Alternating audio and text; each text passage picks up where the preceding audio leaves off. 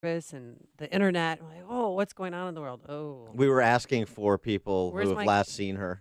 I don't know why that on would I concern your 65? parents. Yeah, Um, no, I said yesterday that you're going to be back tomorrow. yeah. So I don't know what the Oh, Jacobsons are. camping. When was the last time you went camping? Or let me guess, have you ever been camping? I have. I camped in the Smoky Mountains. Oh, you did? Yeah. When you were a kid? No, when I was an adult in my.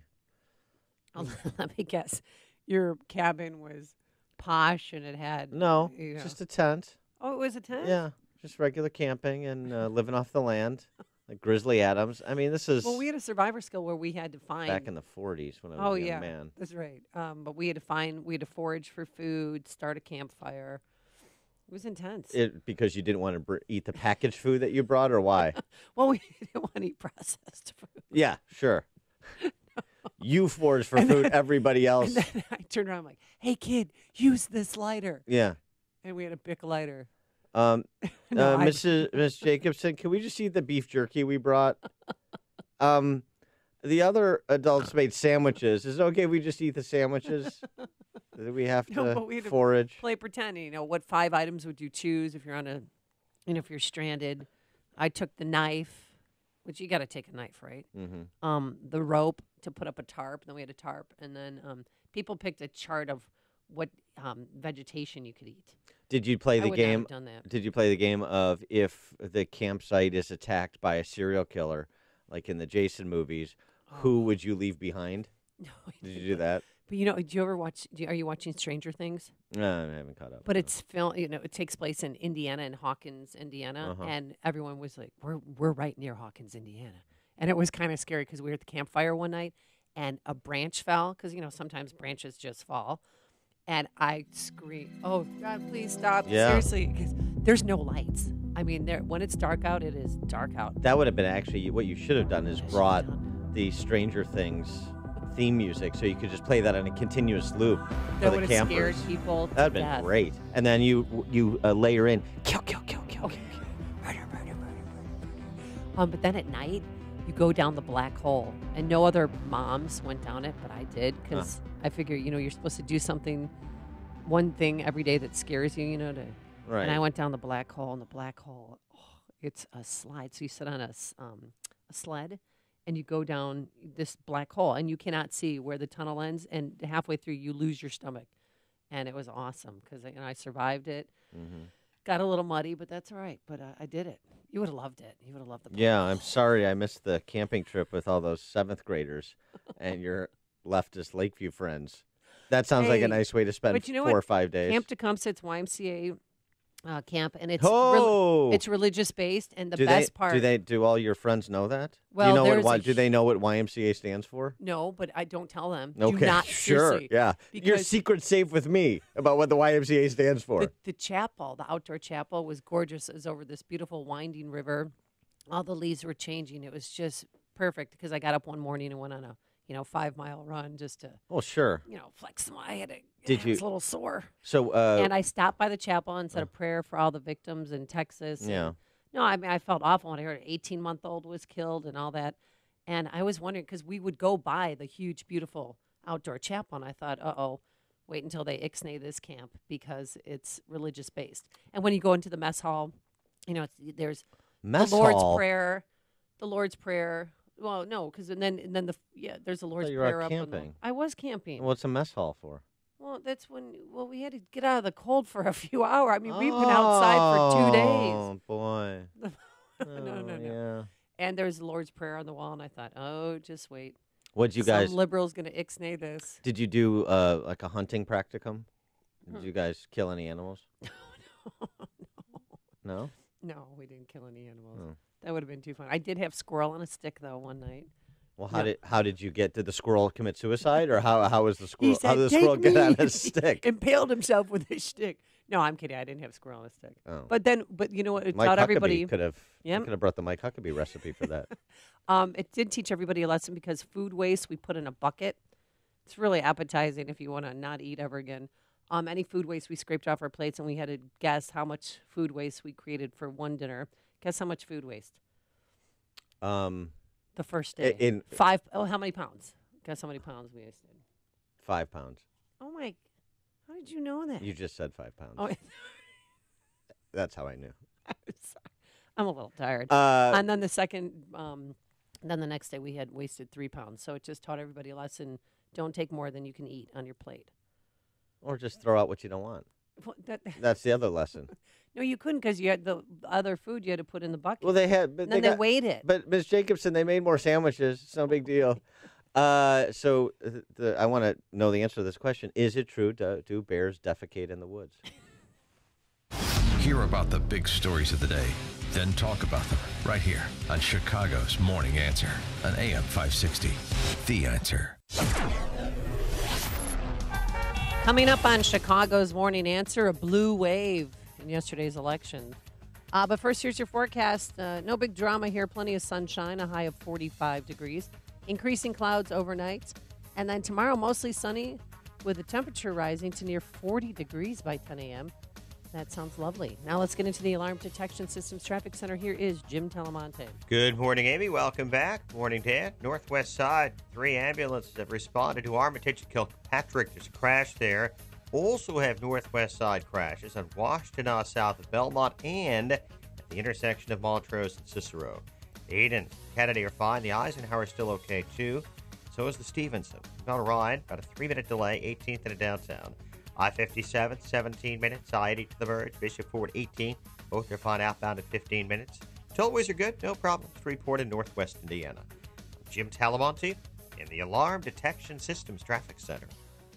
Upstream-ideas.com, premium content that enhances what we do each morning on this show. Long-form interviews are Against the Current series with opinion leaders and policymakers. This week, featuring National Review columnist Kevin Williamson. 60 seconds of sanity commentaries from me, 2-minute warnings from Pat Hughes at the Illinois Opportunity Project, podcast of our Illinois Rising program covering state policy and politics, which otherwise airs 3 p.m. on Sunday on these airwaves, as well as our new series, Heart of the Matter, featuring professional women speaking collegially about the salient issues of the day and the impact on families and household budgets. And don't forget our sister site, defendhomeowners.com, defendhomeowners.com, where you get a free property tax report on your home, the impact that the highest property taxes in the nation are having on your home value. It ain't good. And also the opportunity to download a petition to help us get the required signatures to put an advisory question on the 2018 ballot that would seek to mirror Illinois' property tax system over to Indiana's and cut your property taxes by half or more and return your home equity to you overnight. So all the property tax info is at defendhomeowners.com and everything else upstream-ideas.com. Spearphishing has or will strike your business, wreaking havoc on your employees, brand, and your bottom line. Spearphishing can't be stopped by traditional email security solutions because messages appear to be legitimate from your boss, a trusted colleague, or a vendor asking you to wire money, confirm login credentials, or worse. Barracuda Sentinel is artificial intelligence for real-time spearphishing and cyber fraud defense. Reclaim your email in minutes with zero impact on network performance. Visit barracuda.com/AI. Hey, Craig and Leslie here from In the Know. The end is near. No, not doom and gloom. The end of the year is almost here. What does that mean, Leslie? New Year's resolutions? The desire to make changes? Absolutely. So right now is the perfect time to plan ahead. Why wait? Make a resolution now to meet with our team at Wealth Management Group. Make an appointment today at investwithwmg.com. That's investwithwmg.com. And listen to In the Know Sunday mornings at 10 right here on AM 560, The Answer. AM 560, The Answer.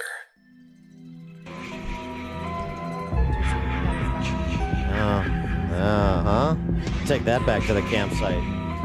Dan and Amy returning from her, into the wild moment. Thankfully, it... Where was my care package? Everybody got a care package. I didn't get a care package. Well, it ended better for you than it did for Emil Hirsch, so that's the good news. Here's... or what was that guy? McCandless, right? Wasn't that the name of the actual person that he played in the movie? Yep. So yesterday's elections in Virginia and New Jersey and New York City, there's not much remarkable. I mean, of course, the D.C. press corps is hyping this because of the Democrats' sweep. I mean, de Blasio being reelected to mayor of New York City. Yeah. That's Sandinista, not surprising. Phil Murphy winning the governorship of New Jersey, ending the 2 terms of Republican leadership of that state under Chris Christie, was not surprising, in part because of Chris Christie and because of the act that Chris Christie had that sort of began to wear thin, particularly after Bridgegate. An act like this, Chris Christie yesterday at a polling place, the most unpopular governor in America, 77. He got himself off the beach. Exactly. Well, another iconic photo. 77% disapproval rating. Christie, nonetheless, at polling places, and he got into a typical Chris Christie back and forth with a voter. To you is, why didn't you merge the borough, Utah? Because I can't. In 8 years. As governor, I can't. So why didn't you? I can't. Well, then why I don't have the authority to do it. Republican and you're not going to do anything either. Well, you know what? You can that's why listen. Listen. Go in and vote. Go in and vote for whatever you want. I never said I was going to merge the 2 towns. I understand. You're so frustrated. And you know what? The easiest thing in the world is to stand where you stand and stand on the sidelines and critique. And well, you're not, but you're the one here doing the critique. So you know what? You want to merge. You live in Mendon Township. You want to merge Mendon Township and Mendon Borough. Run for the township committee. Run for the township committee in Mendon Township and be the voice to do it. No, I know, because that's too hard. It's easier. It's easier to sit here. It's easier to sit here and complain.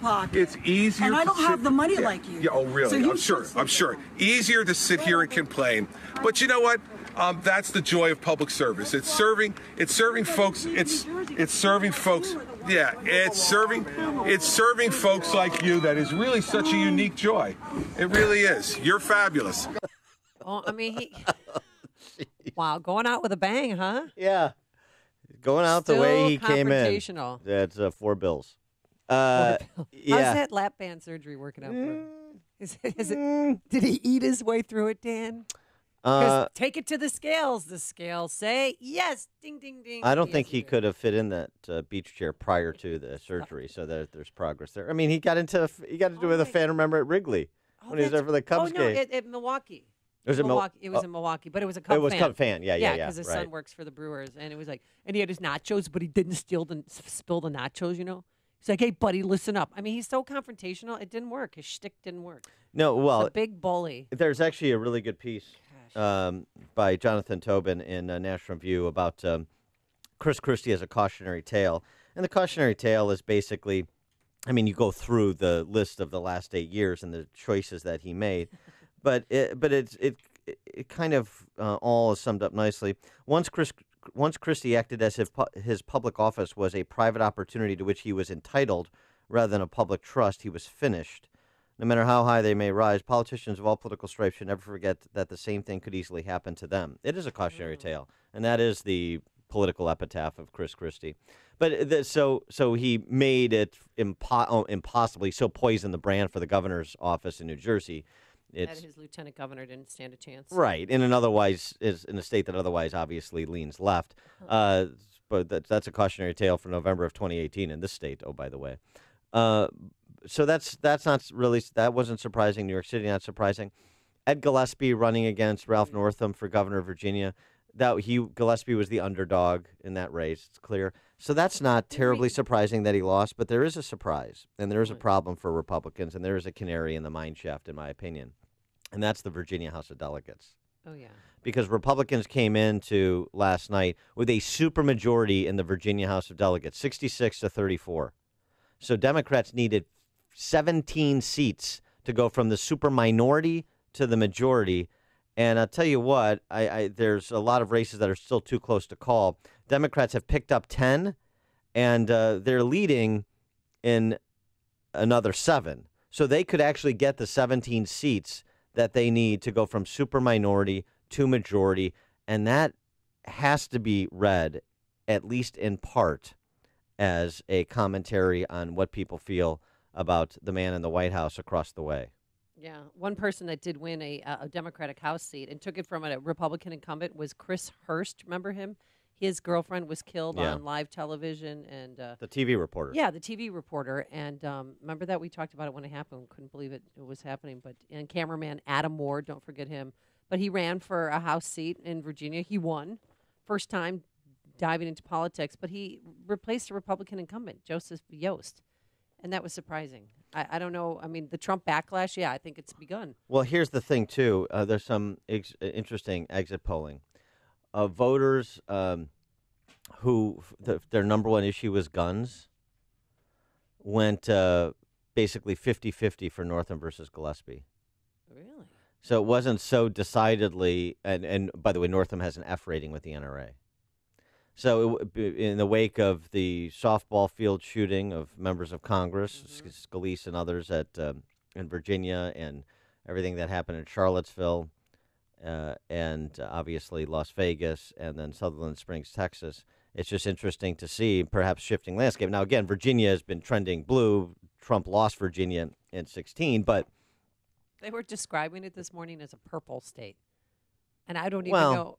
Yeah, I mean, Virginia is a purple state. There's some back and forth between Republicans and Democrats in statewide offices, but because of Northern Virginia, it's really been trending much more blue because of all the federal employees. But one other interesting note in the House of Delegates, Danica Roem. Oh, is this the transgender? First openly transgender person elected. So is she a she or is he a he? Because I was trying to. Because he looks like a she. He is a she. Okay. So he beat a 13-term incumbent who was an outspoken social conservative. So you got that too. The first transgender state legislator to be seated when he, who's pretending to be a she, is. I think Danica and I need to go shopping. That look, it's a little harsh. Well, prettier than Caitlyn Jenner, though. Some transitions are easier than others. But I tell you, we'll talk to Joe Trippi at the bottom of the 6 o'clock hour about this. Democrats, particularly with all the kind of internal dissension over Donna Brazile in the last week. Oh, yeah. Got your tape measure. Don't pay too much attention to the top lines, governor of New Jersey, mayor of New York City, governor of Virginia. But those Virginia House delegate races and that seismic shift in the balance of power in the Virginia House of Delegates, that is a canary in the coal mine, and Republicans better take heed. Coming up on Chicago's Morning Answer. Speaking of the shooting at the church in Sutherland Springs, Texas, we'll have an update, more information becoming available about the shooter yesterday. We'll talk about it at 5:38. Yeah, and apparently he escaped from a mental institution in New Mexico. But first, let's go into the newsroom and say good morning to Dave Stewart, who's in for Mike Scott. Thanks, Amy. Good morning. Good morning, Dan. It's 30 degrees in Chicago, 531 now on AM 560, The Answer. Mostly sunny and cool today with a high of 46. In Virginia, Democrats will fill all 3 statewide offices, with Ralph Northam leading the field in an Election Day win over Republican Ed Gillespie. Larry Sabato of the University of Virginia Center for Politics tells MSNBC the results were heavily influenced by President Trump. It boiled down to Trump and Trumpism. It's not a referendum on Trump, but it was a public backlash to Trump and some kind of repudiation, I think, of Trumpism. That was what this election ended up being about. Voter turnout was about 4 percentage points higher than the statewide elections in 2013. A 2012 police report shows the man who shot up a South Texas church had previously planned to attack his Air Force superiors. El Paso police say Devin Kelly attempted to shoot his superiors at the Holloman Air Force Base in New Mexico, but was caught sneaking firearms onto the base. He was put in a New Mexico mental facility, escaped, then was found by police in West Texas. On the floor of the Senate yesterday, Dick Durbin of Illinois said it's time for Congress to consider universal background checks for gun purchases. The owners of firearms, overwhelmingly, when they're asked, believe that we should have comprehensive background checks to keep guns out of the hands of those who misuse them. Overwhelmingly, a majority of gun owners feel that way, as most Americans feel. Why can't we do that? Durbin says the committee he sits on hasn't heard one gun control measure this year. President Trump and the First Lady are in China. They toured Beijing's Forbidden City soon after arriving on the president's 5-nation Asian tour. Trump will finish his tour with visits to Vietnam and the Philippines.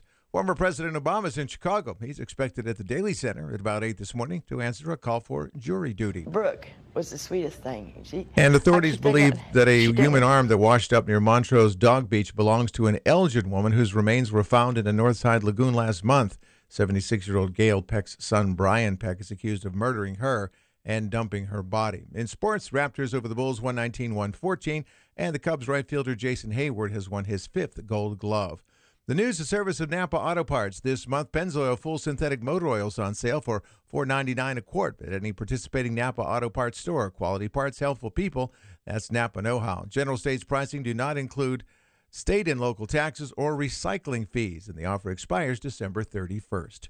AM 560 News Time 5:33. Traffic in 2 minutes on AM 560, The Answer. Mike Gallagher isn't surprised by the media's behavior anymore. And of course, the media corruption on this is unbelievable. If you're going to report breathlessly on the indictment of Paul Manafort and this guilty plea by Papadopoulos, how do you not include in your media coverage what we found out about the Clinton campaign and the DNC? But they don't even mention it in the media coverage right now. Shocking. The media is corrupt. I know that's news to you, huh? The Mike Gallagher Show. Weekdays at 9, right before Dennis Prager at 11 on AM 560. The Answer. The private bank is now CIBC. Their name may have changed, but their commitment to your business is now stronger than ever. Visit CIBC.com/US. Member FDIC. Message and data rates may apply. Please don't text while driving. For the very best in promotional products for your business. For the latest promotional trends. For attracting customers to your logo like a magnet. For on-time delivery of high-quality items with your logo. For personal service. 4imprint, the nation's leading team to unleash your logo on your choice of thousands of promotional items. And right now, you can get a coupon for 10% off your next promotional order at 4imprint by texting the word PRO to 88988. For empowering your logo at your next trade show. For making a lasting impression. For rewarding employees. For free art assistance. For making your logo shine. The experts at 4imprint are ready to help. For thousands of promotional items. For popular brands. For exclusive items. For your 100% satisfaction. 4imprint. For a 10% off coupon for your next promotional order, text PRO to 88988. That's a 10% off coupon for your next promotional order by texting PRO to 88988. At 5:35 from the Alarm Detection Systems Traffic Center, here's Jim Talamonte. Thanks, David. On Chicago's northwest side, Armitage is now closed between Cicero and Kilpatrick after a crash with multiple injuries. Also on the northwest side, there's a collision on Montrose at Cicero. South side of crash, 70th and Vincennes. Mundelein signals are flashing red at 83 and Holy after an earlier collision, which happened last night. Edens, Kennedy, just fine inbound Eisenhower. Little congestion east of Mannheim. Stevenson, a little tight around Cicero. Inbound Ryan, 3-minute delay from 18th into downtown. I-57, 4-minute delay from Holstead to the merge. Bishop Ford, 6-minute delay from 111th to the Ryan. Tollways are fine. Traffic service of Firestone Complete Auto Care. At Firestone Complete Auto Care, they've been putting tires on cars since 1926. And they know if the road gets rough, you need a set of tires that can get tough. At $60 on a Firestone Visa prepaid card by mail, you purchase a set of 4 eligible Firestone tires. Whatever you drive, drive a Firestone. Traffic answers when you need them most. I'm Jim Talamonte on AM 560. The Answer. More of Chicago's Morning Answer next, but now the forecast. Mostly sunny but chilly today. We'll see a high of 46. Clear to partly cloudy tonight, down to 33. Partly sunny and breezy tomorrow, cold in the morning, and a high tomorrow 41. Right now, it's 30 degrees at O'Hare. Next news, 6 o'clock. Get continuous coverage of the latest news, traffic, and weather at 560theanswer.com. Now more of Chicago's Morning Answer on AM 560, The Answer. This hourly segment is brought to you by Kelly Financial Services, helping you secure your financial future today. Visit kellyfinancialservicesinc.com. If you're talking about it, I'll be talking about it. Dennis Prager here. Join me this morning at 11, right here on AM 560, The Answer. Good morning, Dan and Amy, and more information coming out about that Sutherland Springs shooter, his history of mental problems. We talked about it yesterday, the reports that he was on antipsychotic drugs as early as grade school. Now we find out that he escaped from a mental facility in New Mexico. Yeah, in 2012, he after he beat up his wife and he cracked his stepson's skull. Okay, he should have been in jail, but he wasn't. Instead, they took him to a mental health facility, and he escaped, and then he went to El Paso at a bus stop there, and then went on to San Antonio. So, I mean, the whole thing... ultimately, remind everyone, he was confined for a year. I know we Right. can argue about the length of that sentence, but he was confined for a year per a military tribunal. Yeah, but I mean, what is so? President Trump wasn't off when it immediately at the outset said this is a mental health issue instead of a weapons issue. He couldn't get a concealed carry in the state of Texas, but he could buy a weapon. Well, and that was a big question. No, he couldn't buy a weapon. He got a weapon because the Air Force failed to report his domestic violence conviction and ultimately his confinement, his dishonorable discharge. It was a failure of the Air Force, to which they've already admitted and are investigating. We also know, I mean, just in terms of the day of, I know this is horrific, but it should be heard. The reports about how he checked when he went into the church and opened fire, he checked each aisle. He shot infants at point-blank range. He allegedly yelled, "Everybody die, MFer." And Farida Brown is an elderly woman who survived, and she recounted what she saw to her son, David Brown, who recounted it to Fox News. She saw the shooter after he initially stayed at the entryway and emptied, 6 or 8 clips, 30-round magazine clips, and then he proceeded to walk up and down the aisle, she said about 10, 15 times, shooting everybody that was laying on the ground. And she laid on the ground the whole time and watched his boots walk up and down, and then he eventually, did a circle and then ended up at her pew, which is the very first pew to the front door. And the lady to her left, he started shooting her repeatedly. And so she held her hand, and the lady was crying a lot. And she told her, "You're going to be okay. You're going to heaven." And then he stopped shooting her, and then she knew it was her turn. So she started praying for God to take her to heaven. And then she said a gunman at the door diverted his attention, and he left. And then that was the end of the ordeal inside the church. So the last piece of what David Brown relayed from his mother, then a gunman diverted his attention. That's Stephen Williford. And it gives lie to the contention that Williford, the former NRA instructor, who ran out of his home with his AR-15 and without shoes, loading it as he's running towards where the gunfire is coming from, that he didn't change anything. He didn't stop anybody from being murdered. Yeah, I heard. Oh, yeah, because the gunman ended up in a car accident with a self-inflicted gunshot wound. Well, right, but that the massacre was done in the church and he didn't save anybody. Wrong. That's bull jive. Wrong. Something else that, and of course we played the comments from Williford as well as Johnny Langendorf, the two heroes here, the civilians that filled in where the government failed, for those who put all of their faith in government. Something else Williford said yesterday that we didn't recount about his AR-15. That's the weapon he used to defend people who were being slaughtered, as well as himself, to take down the shooter. If I had run out of the house with a pistol and faced a bulletproof vest and Kevlar and helmets, it might have been futile. I ran out with an AR-15, and that's what he was shooting the place up with. I mean, it was actually Ruger FF556, but I mean, it's an AR-15 light gun. I ran out with an AR-15, and that's what he was shooting up the place with. I hate to politicize it, but that's the reality. Essentially saying that I couldn't have stopped him without my AR-15. So the difference between a rifle in Stephen Williford's hands, NRA instructor, plumber, ordinary guy, and the shooter's hands. Turns out that the hands matter, doesn't it? Well, he said, too, I'm a Christian, and I believe at this point the Holy Spirit was on me because I had the presence of mind to look at what was going on.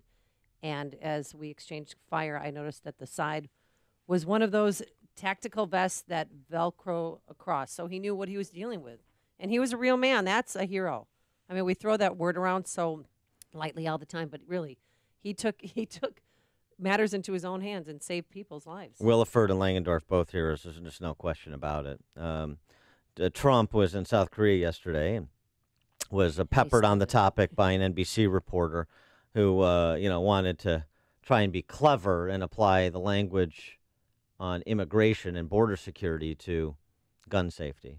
You've talked about wanting to put extreme vetting on people trying to come into the United States, but I wonder if you would consider extreme vetting for people trying to buy a gun. Trying to what? Buy a gun. Well, you're bringing up a situation that probably shouldn't be discussed too much right now. We could let a little time go by, but it's okay if you feel that that's an appropriate question, even though we're the heart of South Korea. I will certainly answer your question. If you did what you're suggesting, there would have been no difference 3 days ago. And you might not have had that very brave person who happened to have a gun or a rifle in his truck go out and shoot him and hit him and neutralize him. And I can only say this, if he didn't have a gun, instead of having 26 dead, he would have had hundreds more dead. So that's the way I feel about it. And are you not going to help? And are you considering any kind of gun control policy going When you forward? look at the city with the strongest gun laws in our nation is Chicago. And Chicago is a disaster. It's a total disaster. Just remember, if this man didn't have a gun or a rifle, you'd be talking about a much worse situation in the great state of Texas. Thank you.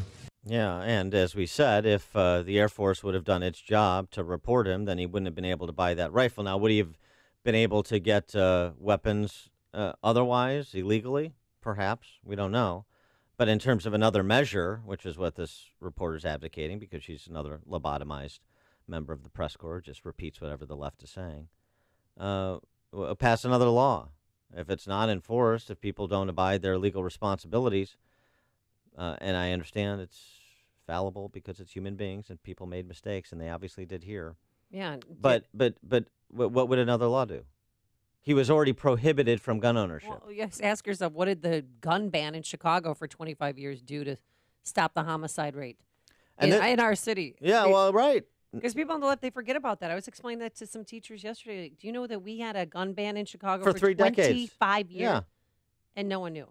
No one knew. They just get here? Well, some of them did just move to the city and just start up. And do you understand that the laws that are on the book people don't abide by? Yeah. I mean, if this mentally deranged, sick human being wanted a weapon, he would get one.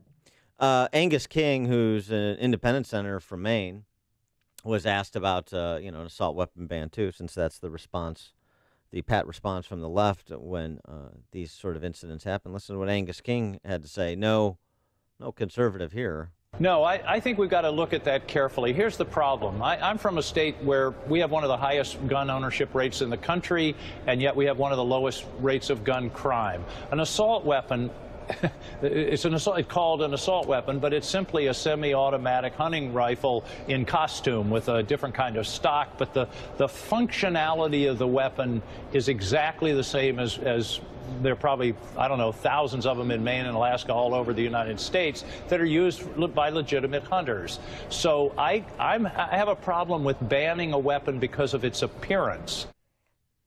Yeah, imagine that. And I go back, I mean, we referenced this research by a statistician and former news writer at the 538 blog, Leah Labresco. We referenced this in our discussion after the horror in Las Vegas. I used to think gun control was the answer. My research told me otherwise. This piece she wrote in the Washington Post a few weeks ago. As my coworkers and I kept looking at the data, it seemed less and less clear that one broad gun control restriction could make a big difference. 2/3 of gun deaths in the United States every year are suicides. Almost no proposed restriction would make it meaningfully harder for people with guns on hand to use them. I couldn't even answer my most desperate question. If I had a friend who had guns in his home and a history of suicide attempts, was there anything I could do to help? The next largest set of gun deaths, 1 in 5, were young men aged 15 to 34 killed in homicides. These men were most likely to die at the hands of other young men, often related to gang loyalties or other street violence. And the last notable group of similar deaths was 1,700 women murdered per year, usually the result of domestic violence. And we have a domestic violence incident here, obviously, with this lunatic in prison for assaulting his wife and his child.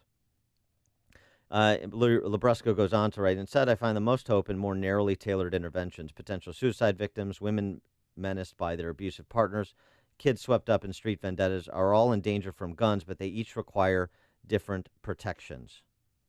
So that's the actual data. That's the actual reality. That's proportional thinking consistent with the challenge before you, as opposed to the cheap sentimentalism you get from the political class. John in Bolingbrook, you're on Chicago's Morning Answer. Hey, John. John. Hi, Dan. Oh, yeah, okay. Go ahead. You know, Chicago's got gun violence because they're letting them out in Spartanburg every single day. They get I-bonds every day. Oh, you mean they're bonding them out rather than keeping them in prison, awaiting trial and imposing stiff sentences and keeping violent predators in prison. That's your point? Well, they're not actually bonding them out. They're giving them I-bonds. Okay, right. On your own recognizance. Thank yes. you. Thanks, John. Appreciate it. Tom in Deer Park. Good morning. You mentioned, so many of the politicians, some of them I think they do know about what they're doing with the sophistry of the gun bans. And I do agree with you that many don't know what they're talking about. And I would say the same thing for what you said about those in the media. Some of them are just profoundly ignorant. Some of them are very cynical. Can I give you, sorry to interrupt, Tom, I'll let you finish, but can I give you an example of what we're dealing with here since you mentioned the media? MNBC's Joy Reid. Here we go. Americans are living like packs of warlords with heavily armed people everywhere, any one of whom can kill dozens at will. This is insane. The NRA has decreed that the answer to this is more warlords hoarding more guns like little private armies. The NRA ethos is that everyone is your enemy, every tribe is your enemy, and you need to be prepared to kill a lot of people all the time. That's the kind of thoughtful, constructive dialogue we're up against. Yes, and I guess that would just lead to what I'd like to finish up and maybe hear what you have to say. And it's very disturbing to me, and it's our Cardinal Cupich. I know he's been here 2 years. Mm-hmm. He's a very wise and intelligent man. He's had time to get up to speed. And in his comments the other day, perhaps they're heartfelt, but to me, to this Catholic, they're extremely divisive, and this is a bad place for the Cardinal to be going. And I just value to hear what you have to say about that. Yeah, I agree with you, Tom. Thanks for the call. Cardinal Cupich talking about, essentially gun control. I wish Cardinal Cupich, more so like Cardinal George, would focus on the immediate needs of the Archdiocese, mostly financial and educational, and the catechism, be a spiritual leader, the way that Cardinal George was. Because it turns out that Cardinal Cupich, and even though I applaud what he did in helping to pass those tax credit scholarships for kids in low to middle income families in this state to get better school opportunities, he's not a labor economist. He's not a climatologist. He's not a criminologist. I know he feels completely free to wade into these areas, and he is entitled to his view like anybody else. But it turns out it's just sort of boring to me as a Catholic, because he's just a kind of standard issue social justice warrior who is not thinking, he's emoting.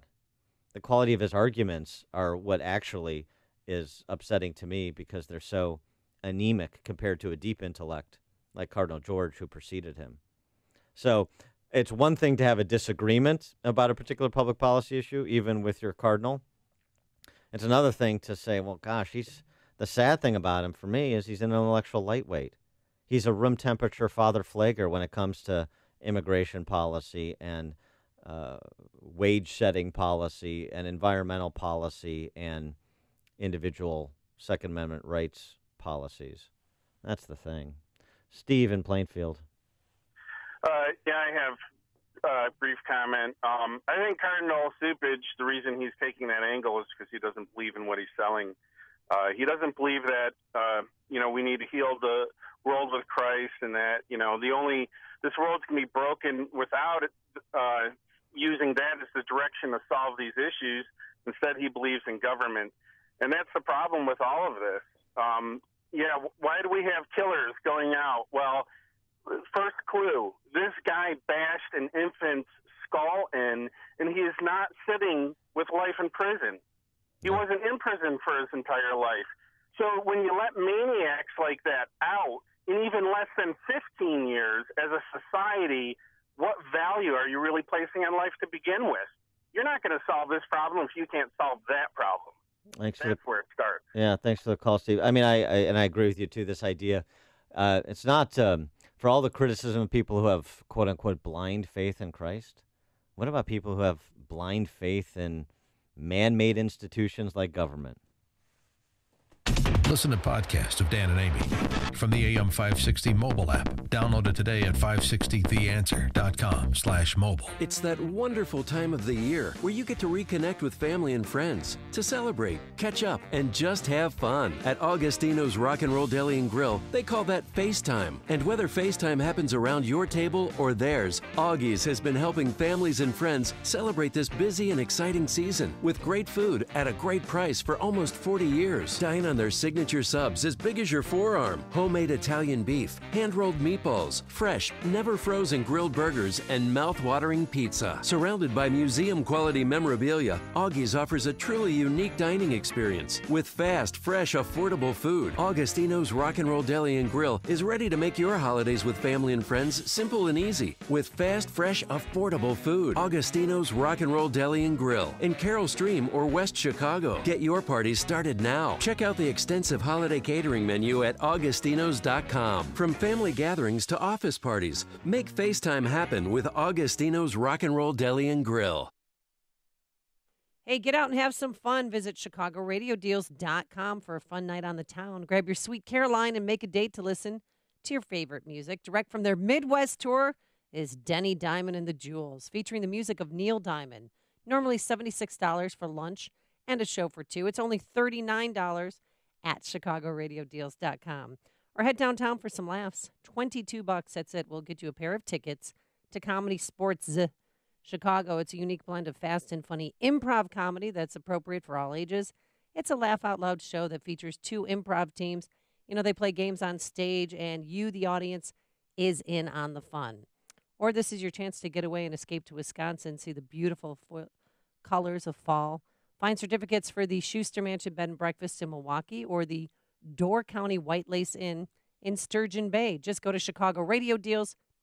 If you're missing teeth or even a single tooth, dental implants are a fantastic way to regain your confidence, your smile, your dental health. Hi, it's Mike Gallagher. You hear a lot of people screaming at you about dental implants. Get it done in a day, or we can treat everybody, or hundreds of thousands of implants. Look, successful implants don't come from an implant factory. What you don't hear talked about is skill, treatment, and installation.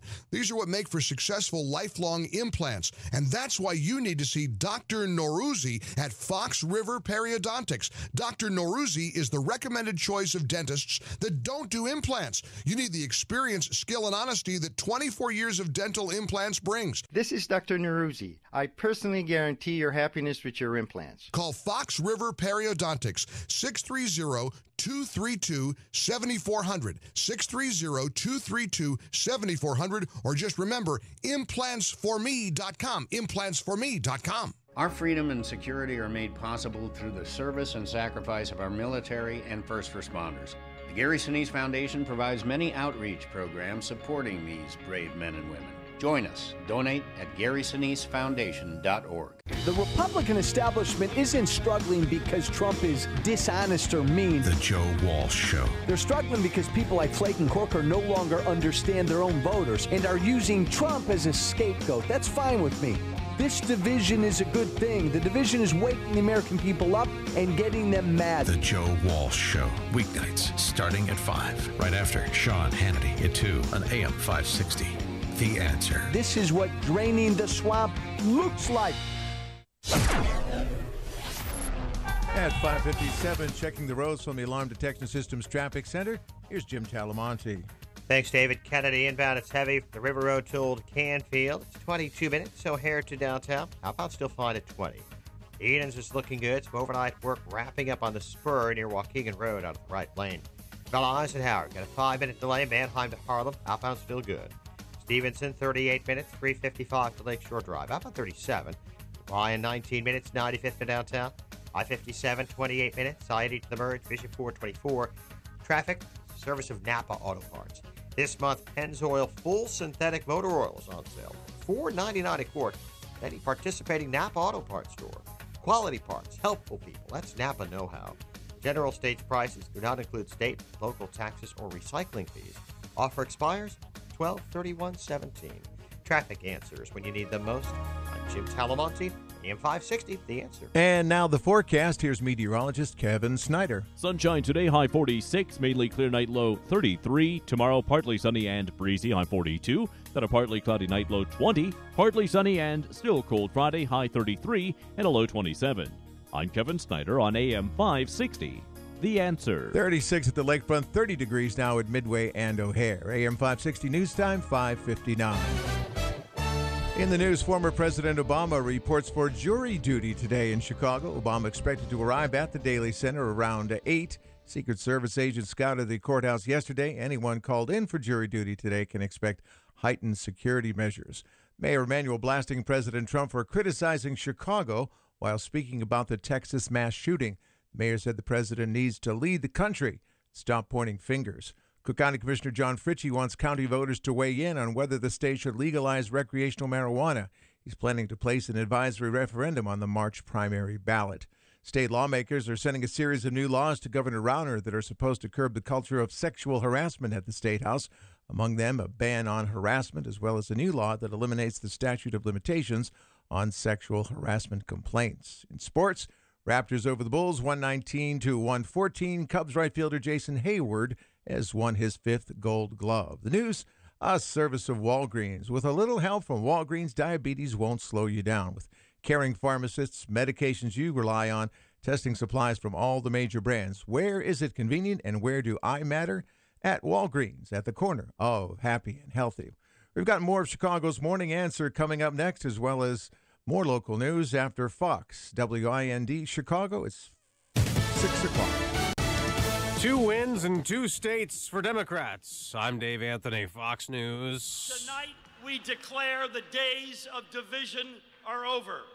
We will move forward together. Phil Murphy elected governor in New Jersey, beating Republican Kim Guandano by 13 points. Virginia voters also elected a Democratic governor. Ralph Northam beat Ed Gillespie by 9. Gillespie did not campaign with or embrace President Trump, dissing himself publicly while accepting his endorsement and taking criticism from the president last night over Twitter, who faulted him for not doing so. Fox's Griff Jenkins, a Republican, was elected to a congressional seat in Utah. John Curtis and voters in Maine approved a ballot measure to expand Medicaid.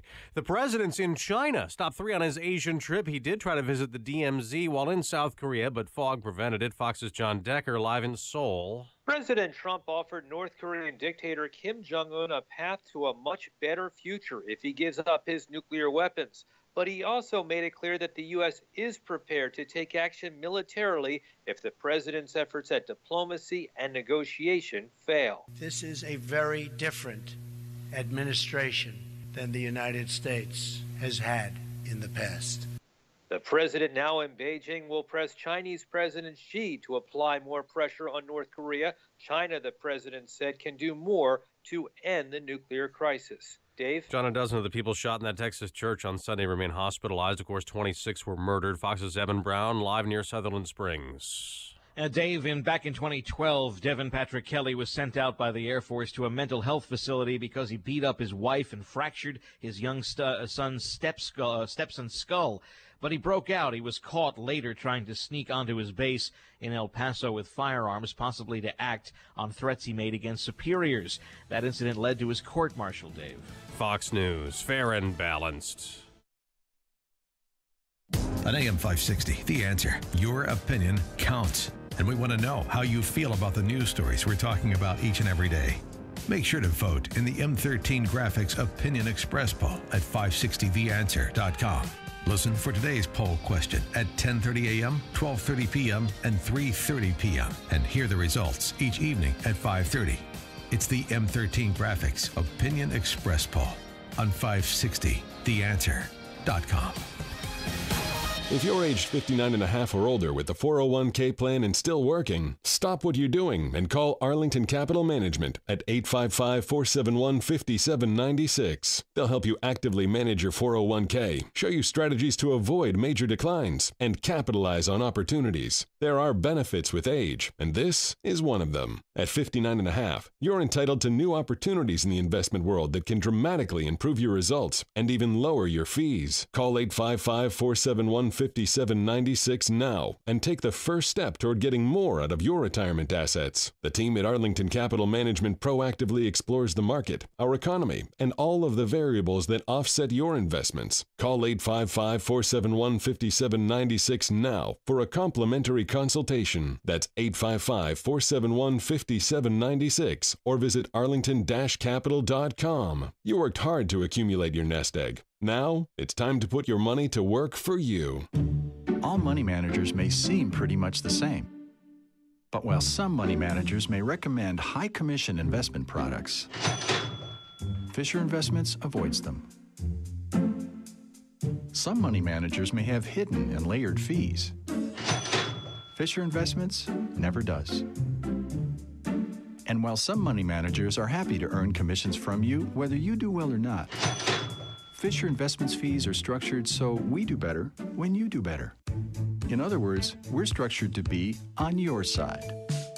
Maybe that's why most of our clients come to us from other money managers. Talk with us and find out why so many experienced investors are switching to and staying with Fisher Investments. Fisher Investments, clearly better money management. Investments in securities involve the risk of loss. Visit us at FisherInvestments.com to find out what we can do for you. I'm Jay Farner from Quicken Loans. The rate today on a 30-year fixed-rate mortgage is 3.875%, APR 4.05%. But choosing the right mortgage lender means choosing much more than just a rate. Let me ask you, does calling the company with the best client service in America, with 11 J.D. Power Awards to prove it, matter? Does calling the company that invented Rocket Mortgage, the industry's most innovative, client-focused technology, matter? Does calling the company with 17,000-plus team members who are helping to rebuild the great cities of Detroit and Cleveland matter? Of course it matters. No wonder our clients have made Quicken Loans America's #1 online lender. Call Quicken Loans today at 800-QUICKEN or go to rocketmortgage.com for the best mortgage experience on earth. That's 800-QUICKEN.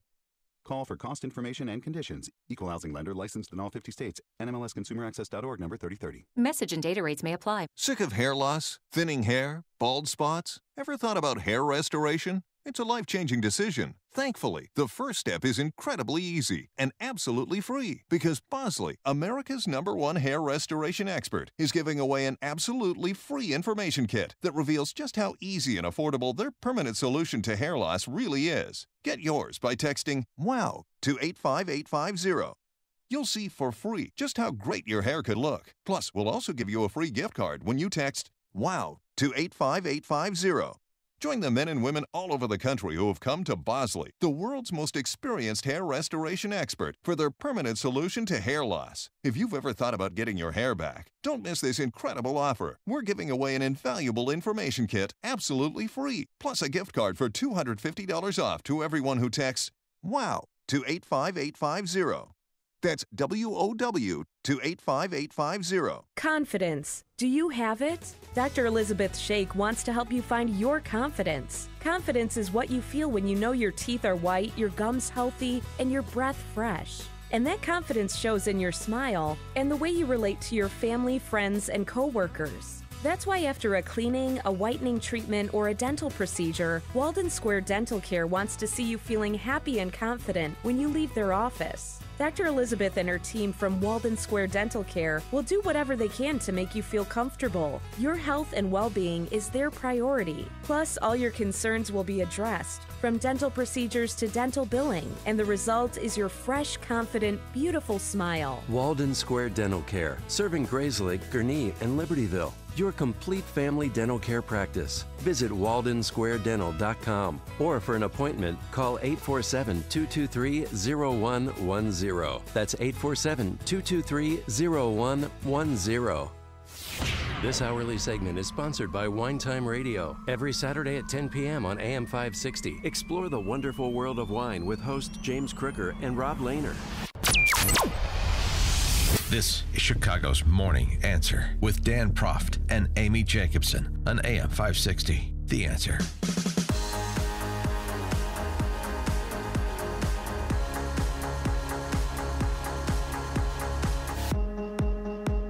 Good morning, Dan and Amy. So Tinker, Tailor, Soldier, Spy, Weinstein. Forthcoming John le Carré novel, follow-up to Smiley's People. Harvey Weinstein and his army of spies. More very interesting, compelling investigative reporting work from Ronan Farrow, this New Yorker piece, detailing the lengths that Harvey Weinstein went to silence those who he accosted, whether just in a lascivious way or allegedly in illegal ways. Yeah, he apparently called one of the heads in Israel and said, "I need your best Israeli spies to help me out." And he was targeting people that were accusing him of sexual harassment and targeting journalists who were writing reports about his sexual harassment. So he hired private, well-known, one is a well-known corporate intelligence company, Kroll, and also Black Cube, which is an enterprise run largely by former officers of Mossad, Israeli intelligence, and other Israeli intelligence agencies. Mossad is Israel's CIA. I'll give you an example of what they did. This is from Farrow's piece.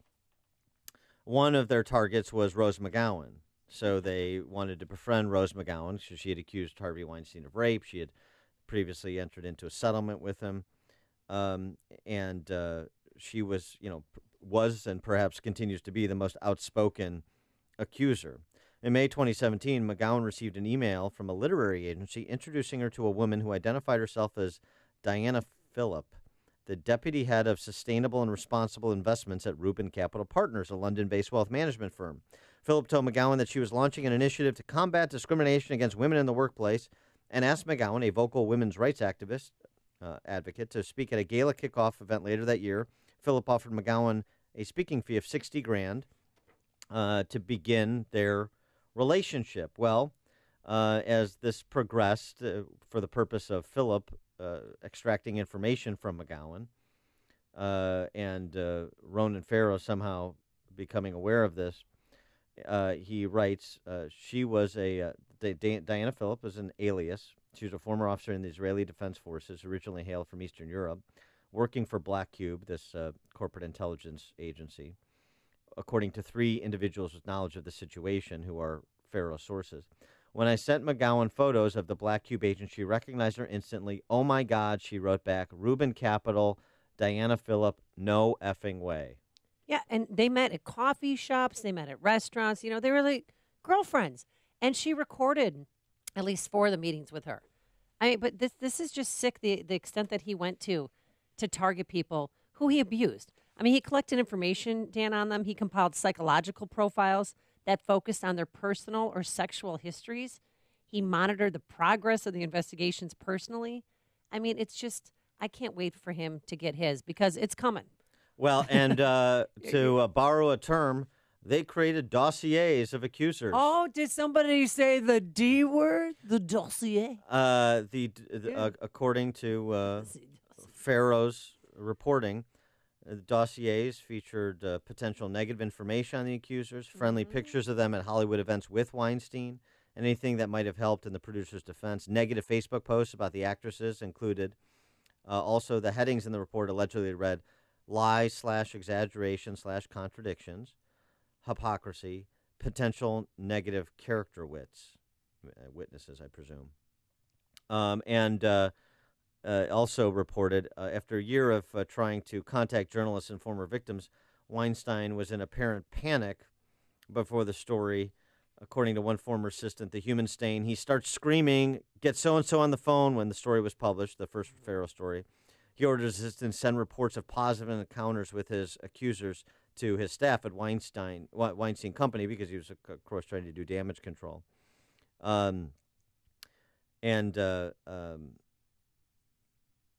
another one of his accusers we haven't really talked about, Annabella Sciorra. Oh, yeah. Yeah. She is also accused Weinstein of rape.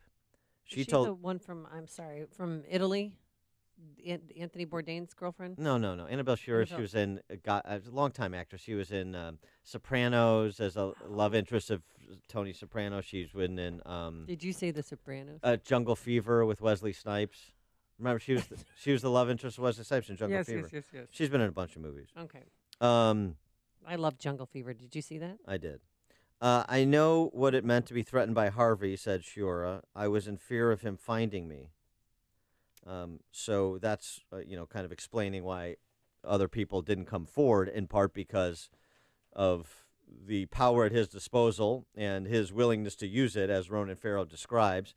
And he described in further detail yesterday after inquiries about this latest blockbuster. Diana Phillip was recording tens of hours of audio from those conversations and sending that information back to Harvey Weinstein, her alleged attacker. And in fact, Diana Phillip was not a real person. Diana Phillip was a false identity used by an operative for Black Cube. That is an elite Israeli private intelligence agency staffed by former Mossad members in some cases. These are highly trained operatives who excel in using false identities, who construct front companies to cover for their false identities. This went very, very far. How involved was he? He was directly involved, had face-to-face contact with investigators, approved their work plans at multiple points over the last year, was receiving reports directly from several of the firms. These were routed through his lawyers, but Harvey Weinstein was pulling the strings. Wait, this is a Hollywood script. It is. I mean, hiring Israeli spies, and then even maybe the Weinstein Company can produce it. Oh, hey, yeah, but Brett Ratner can direct it. Even targeting journalists. The intent of this campaign was to stop these allegations from becoming public, to make sure women stayed silent, and to make sure reporters didn't come out with the truth. I'm surprised Farrow, nothing happened to him. Well, because this is an in-depth piece, a follow-up to the first piece that he did. I wonder, maybe, let's see, who could play Weinstein? Oh, yeah, we're going to 312-642-5600. Who will play Weinstein? Kevin Spacey? No. Yeah, no. How about Jesse Jackson? Oh, well, it's funny you should mention it because came out yesterday. I don't know if you guys discussed this on the show or when this actually broke, but I was just going through every local TV station trying to find it. The only station that reported this little juggernaut of information was NBC News, saying that a former female writer, Danielle Young, are you familiar with her? She now works for The Root. She talked about she penned an essay about her side of an quote-unquote uncomfortable encounter with the civil rights leader. She used to work for a very popular media company, and they had a meeting that ended with a keynote speech. A very popular media company. What's that? That's the thing. Just say where you worked. That's why maybe people aren't buying the story. But she said that I'm buying she it. walked toward Jackson. He was smiling. He smiled back at her. His eyes scanned my entire body. All of a sudden, I felt naked in my sweater and jeans. As I walked within arm's reach of him, Jackson reached out a hand and grabbed my thigh, saying, quote, "I like all of that right here." And he gave my thigh a tight squeeze. I was shocked, to say the least. Even though Jackson had his hand reached out, I had no idea that he would touch me in a sexual way. Mm-hmm. Jackson. And that happened after a press conference that they had at Rainbow Push. Yeah, boy, that just really strikes me as at odds with the character of Jesse Jackson Sr., doesn't it? Exactly. That's a laugh line. This is like the most unsurprising story. Really? At least in Chicago circles. This guy's scum. Who doesn't know that? You don't know that? There's 2010 suit by an openly gay staffer at Rainbow Push that previously accused Jackson of harassment. Oh, yeah, Tommy Bennett, that guy? Yeah, there's also the fact that he has an out-of-wedlocker, we forgot. Karen Sanford. He bought her D.L. Hughley's house in California for her and their love child to live. And obviously that was apparently consensual. But have you heard stories about Jesse Sr. around town over the past 30 years, Amy? Because I have. I've heard some, yeah. He's always treated me with respect, never anything hanky. Yeah. No hands on my thighs. Uh-huh. Maybe I'm not his type, though. Yeah, real stunning, isn't it? Real stunning. Hopefully other people come forward. Well, Tamara Holder also. She had a. Saying a word. Well, why? Well, I don't know. I don't know. She made allegations against him. What do you mean not saying a word? She That's a fact. Allegations against him? Against Jesse Jackson Sr.? Yeah. Or she was. There was her being his longtime mistress. Yeah. That was included in that complaint that was filed by the gay staffer at Rainbow Push. That's fact. I thought that was consensual. Well, maybe it was. Okay. But I'm talking. I mean, do you think that some of Harvey Weinstein's encounters using his power to promise these women roles? Yeah, to supply sex from women. Yeah, the proverbial casting couch. You think that's not part of it too? These are supposed to be champions for women's rights. I mean, Harvey Weinstein has been a women's rights advocate. He marched recently in a women's rights parade. In Utah. Not all 80 women accusing Weinstein of sexual harassment are accusing him necessarily of illegal physical contact. Right? They're just both scumbags. Yeah. I mean, that's what it is. And Harvey Weinstein, by the way, a grand jury is going to be convening next week in New York. He's going to get arrested soon. They're going to be presenting the evidence to a grand jury, and then they'll decide. Hey, Wiener, make room for the human stain. Boy, Wiener and the human stain. There's going to be that jail cell is going to be. It's going to be like what Cook County public defenders have to deal with. Oh, stop it! Do you think there'll be any potted plants in prison? Yeah. Oh, I'm sorry. Too soon. Please note isn't Wiener in some correctional facility in Massachusetts? Yeah, doesn't he report Monday or was it he reported Monday. Oh, he did? Yeah. See what happens when you don't have any connection to the outside. I knew he was going to report. So did they get the perp walk shot? I think it's a correctional facility in Massachusetts. Somebody should let them. If you get Wiener and then you add Weinstein to it, you're going to want to use rubber sheets. I'm just saying. Seriously, since I've been camping in the woods of Indiana, was there a walking shot of him? Was Uma there to give him a hug? And she's going to wait for him. Wait, oh, she? Okay. Yeah, right. I'm pulling for those two kids. Ari in Des Plaines, you're on Chicago's Morning Answer. Yeah, where are all the good liberals marching on Hollywood? Where's Ashley Judd and Linda Sarsour for the Women's March with their pointed hats? That's a very good question, Ari. Ashley Judd was on Good Morning America saying, I hope he gets the help that he needs because he's a good person. Oh, really? And who calls the person who assaults them and almost rapes them a good person? And Ari, who's sick. With respect to Linda Sarsour, I mean, just back that up there. She is one of the 2017 Glamour Women of the Year. So, How can she be glamorous? There's nothing to see. She's all covered up.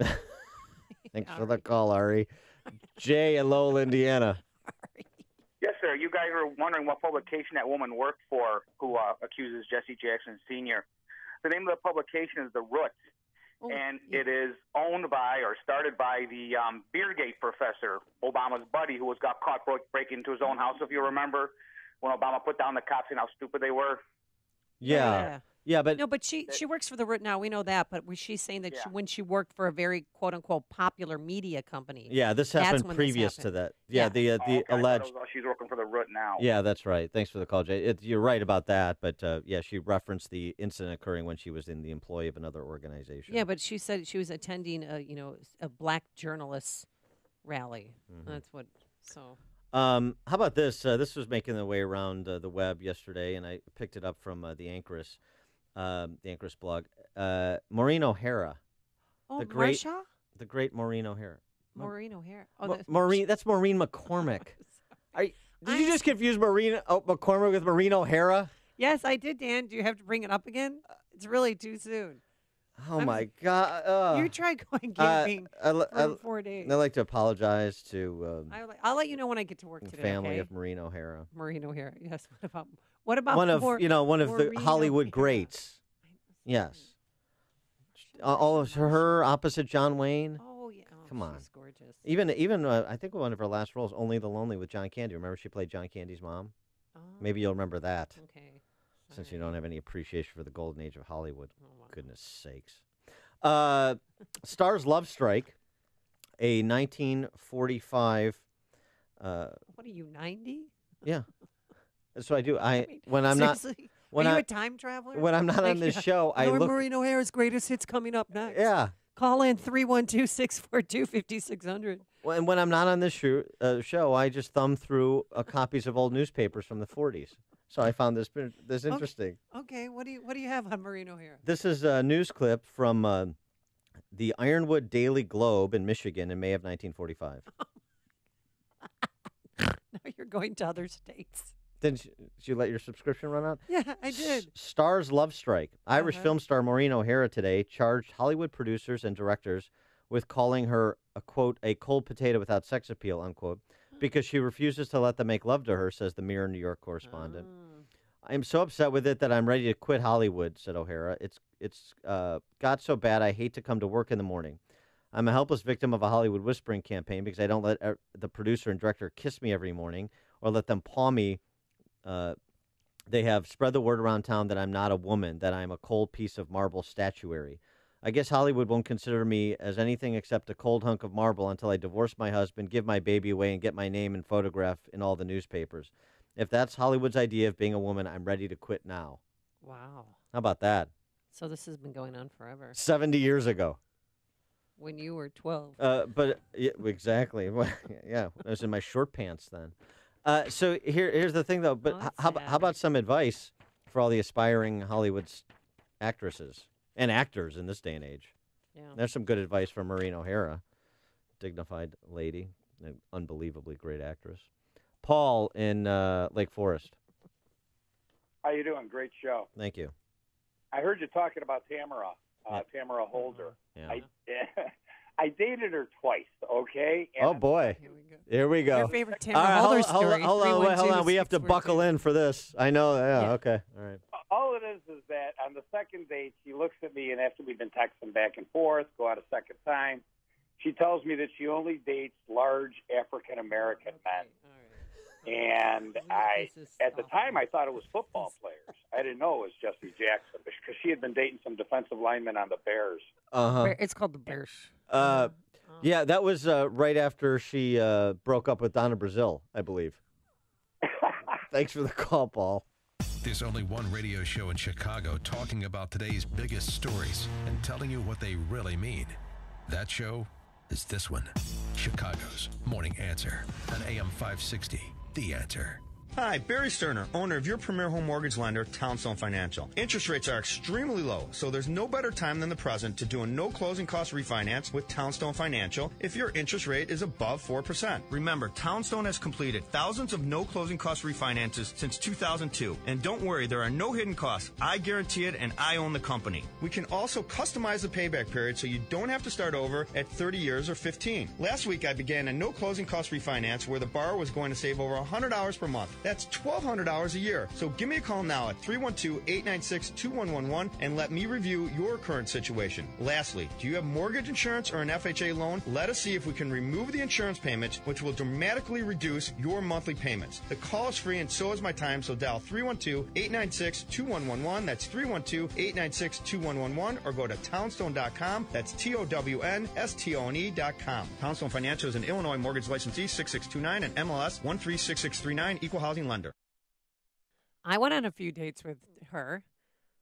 With Anna Devlantes, the three of us went out a few nights. Did she text you that said, we can't hang out anymore because you two are not large African-American men? No. With the holidays approaching, now is the perfect time to purchase 2 gifts and only pay for one, or give a gift and keep one for yourself. Of course, I'm talking about the MyPillow buy one, get one free offer. It's back. I urge you to go online or call now and take advantage by using the promo code Amy.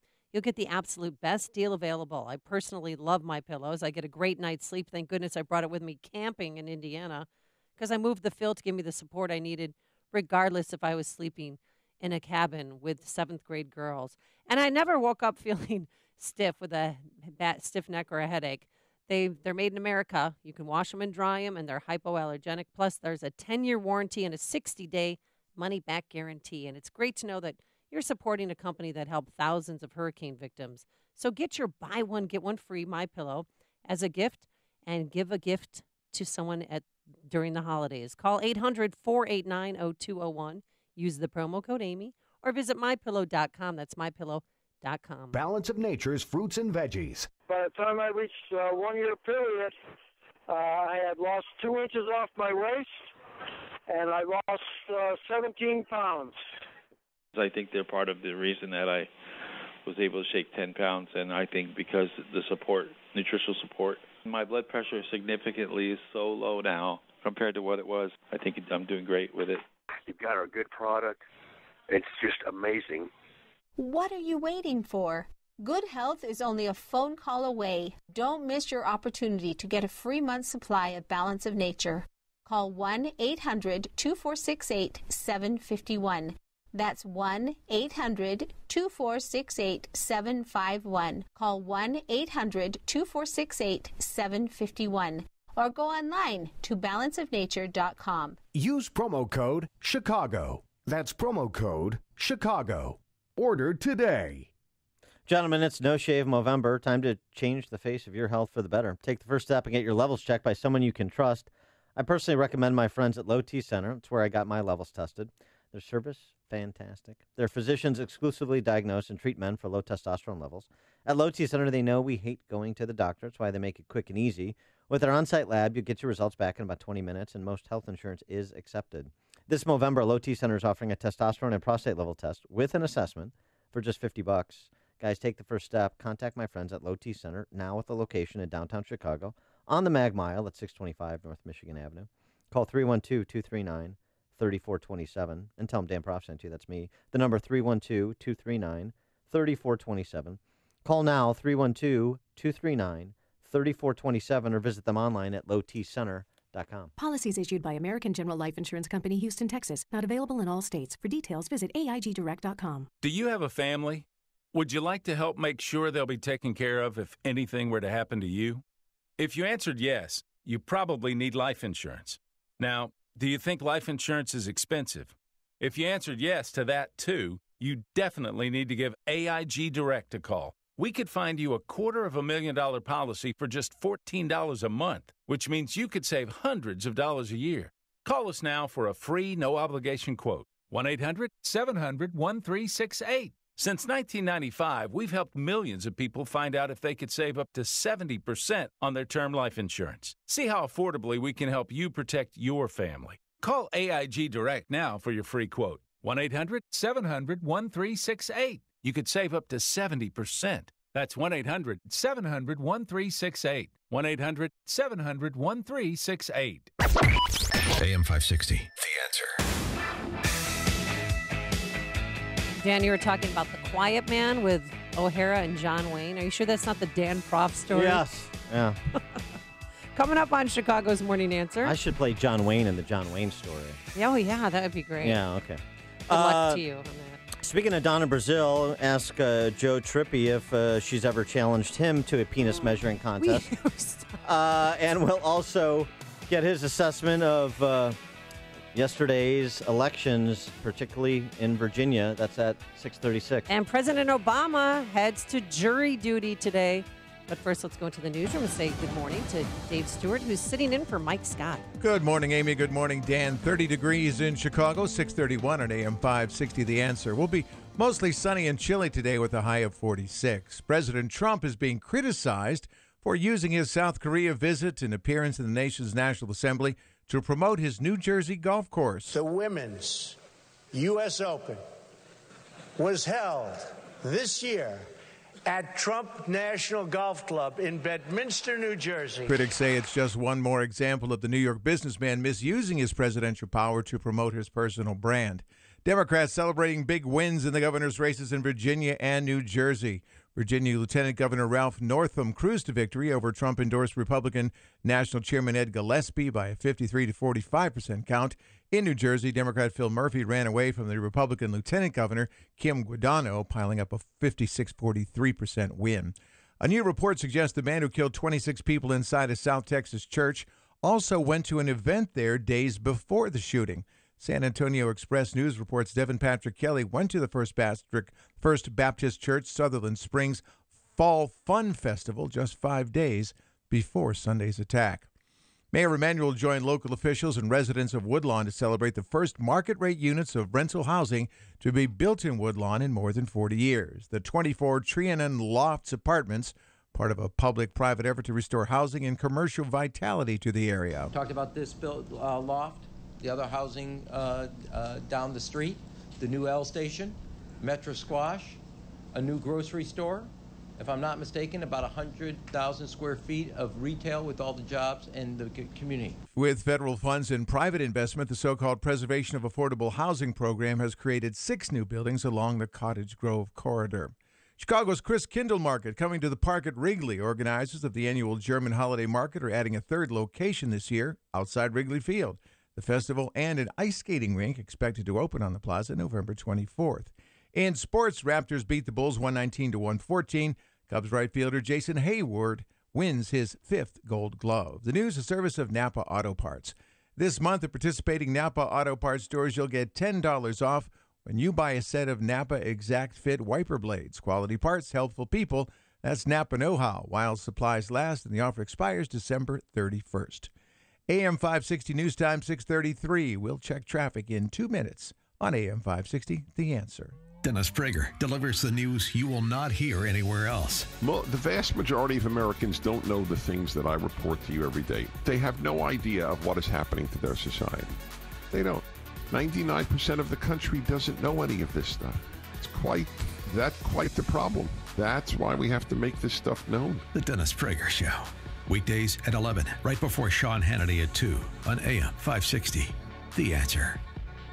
Ready for a bad cold and flu season? A cold is a cold, but flu brings fever. Be prepared with the Exergen Temporal Scanner Thermometer, backed by medical professionals everywhere.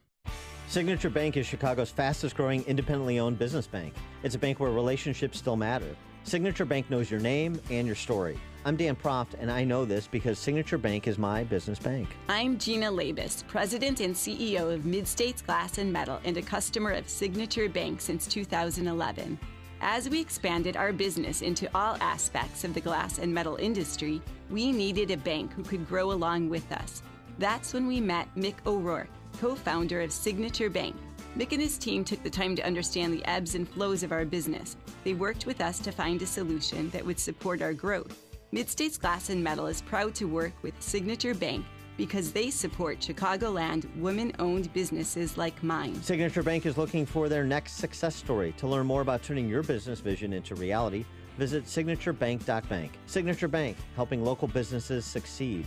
Member FDIC, Equal Housing Lender. At 6:35 from the Alarm Detection Systems Traffic Center, here's Jim Talamonte. Thanks, David. In Mundelein at 83 and Hawley, signals are flashing red. This is due to a crash which happened last night. Eden's inbound heavy dip from Church Street now to the junction. 23 minutes is the travel time from Lake Cook to Montrose. Outbound 21. Kennedy, 36 minutes. O'Hare to downtown. Outbound 40. The Eisenhower. It's a 52-minute drive from 390 to downtown. 39 from Manheim. Outbound 36 to 390. Stevenson, 44 minutes. 355 to the drive. Outbound 37 minutes. Ryan, 24 minutes, 95th to downtown. Northbound Tri-State delays, 111th, 75th. Plainfield Road to the Hinsdale Oasis. It's very heavy from Reagan Tollway to Irving Park. Eastbound Reagan Tollway east of 47, there's a rollover crash. The other tollways are looking good. Traffic is a service of Walgreens. With a little help from Walgreens, diabetes won't slow you down. With caring pharmacists, medications you rely on, and testing supplies from all the major brands, where is it convenient and where do I matter? At Walgreens, at the corner of happy and healthy. Traffic answers when you need them most. I'm Jim Talamonte, AM 560, The Answer. More of Chicago's Morning Answer comes your way next, but now the forecast, mostly sunny but chilly today with a high of 46. Clear to partly cloudy tonight, low 33. Partly sunny and breezy tomorrow, cold in the morning with a high of 41 through the day. Right now it's 29 degrees at O'Hare. Next news, 7 o'clock. Get continuous coverage of the latest news, traffic, and weather at 560theanswer.com. Now, more of Chicago's Morning Answer on AM 560, The Answer. This hourly segment is brought to you by MJ Miller & Company Jewelers. See their dazzling display of diamonds for yourself at MJ Miller Jewelers in downtown Barrington.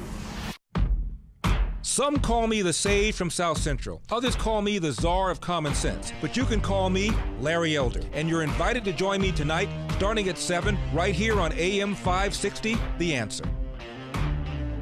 Good morning, Dan and Amy. Well, before voters went to the polls in Virginia yesterday, outgoing Governor Terry McAuliffe, former DNC head, Clintonista, was asked about this internal rancor that Donna Brazile has created all week as excerpts of her book have been how leaked. long is it? What's the name? What's the title of her book? Yeah. Sorry. Yeah. Is that too soon? Excuse me while I whip this out is the name of her book. And Well, she wanted people to man up. there's no question. And Terry McAuliffe had this to say. Nobody cares. Nobody cares. I did Let's 13 listen to Donna Brazile. One more time. Nobody cares. On this week. Nobody Hold on, cares listen. about what Donna Brazile has said in a book. Governor, 1 second. Nobody. Let's listen to Donna I Brazile. care. I care. I mean, I don't know. And I also don't appreciate him being so obstreperous with the lovely Katie Tur on MSNBC. Where are his manners? Democrats have gotten some relief from Donna Brazile because of the performance of their candidates, particularly in Virginia. And I would say the top line is going to be the governor's race. That was an underdog race for Gillespie. But the House of Delegates going from a supermajority to what looks a supermajority Republican, 66-34, to what looks to be now a majority Democrat. I think it's like 50-49 with 2 seats too close to call, 50-49 Democrat. Or excuse me, 1 seat too close to call. That would make 100.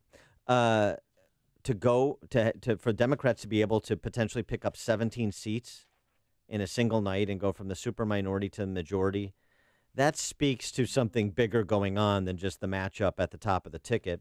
And for more on both of these topics, we're pleased to be joined by our friend Joe Trippi, of course, former campaign manager for Howard Dean, Fox News contributor, author of the book The Revolution Will Not Be Televised. Joe, thanks for joining us. Appreciate it.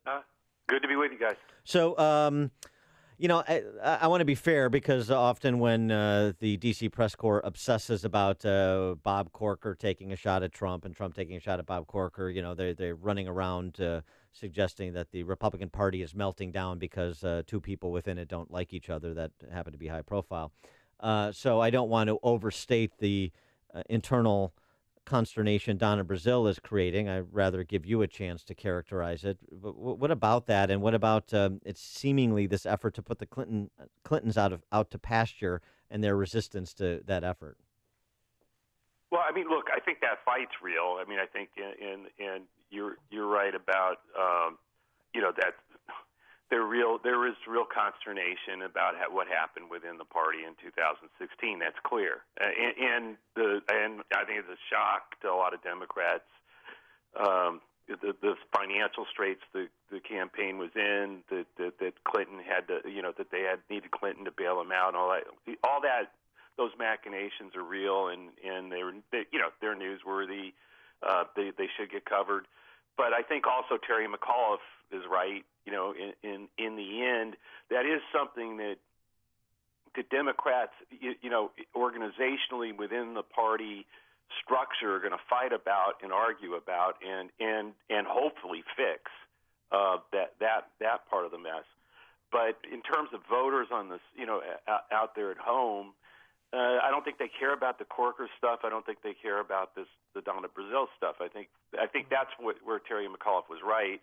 And I think the results last night, not just in Virginia, but New Jersey, and not just there, but in New Hampshire, Washington State, that happened across several different states and elections last night, sort of shows that. I mean, certainly that was covered pretty strongly last week.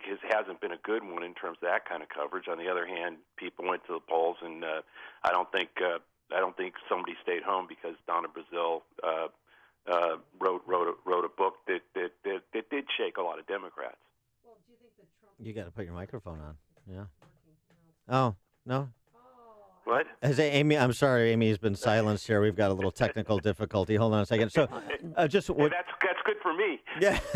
No, Hey, guess what? I'm she's back. No, see, now you've done it. Now Okay, you've well, done so it. the Trump. So obviously, what I'm hearing you saying is that the Trump backlash maybe has begun. But do you think this will carry on into the midterms? Well, I mean, look, I'm one of those. Don't read a whole lot into these. You can't. Most presidents, I think, if you go back through historically in the modern era, these 2 states, both Jersey and Virginia, go against go to the opposite party of the party that just won the White House. That happens almost like automatically. I think people expected the Virginia race to be closer because of the campaign Gillespie was running, and Northam made some mistakes. I think, admittedly. And so they thought it was going to be closer. But I don't think we should be surprised that Virginia did this.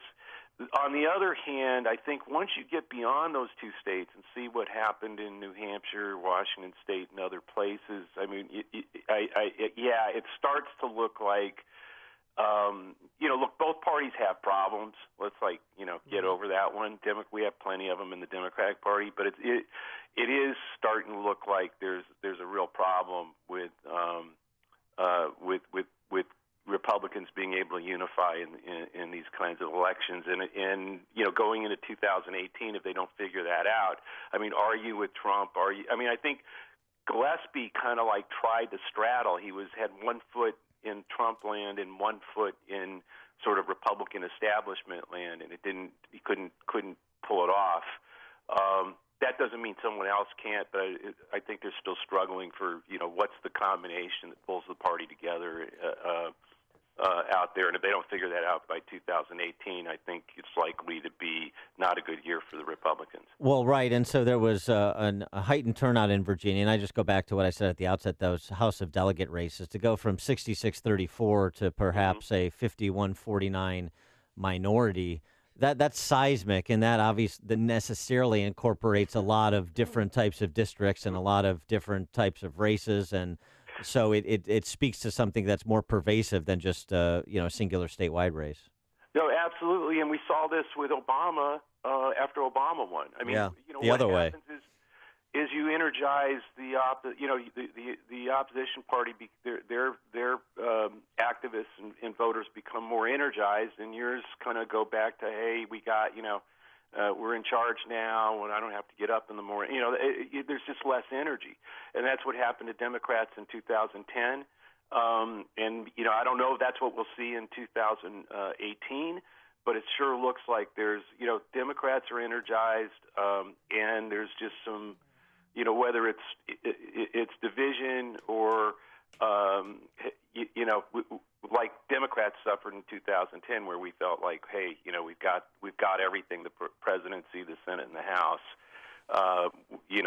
We got them beat. Well, it didn't turn out that way, and maybe some Republicans feel that as well. Well, one of the interesting things in the exit polling yesterday was that among voters in Virginia who put guns as their number one issue, it basically was split 50-50 between Northam and Gillespie. Northam with an F rating from the NRA, and so I wonder if you think that means that the landscape is more fertile for advancing gun control as part of the Democrat Party platform nationally.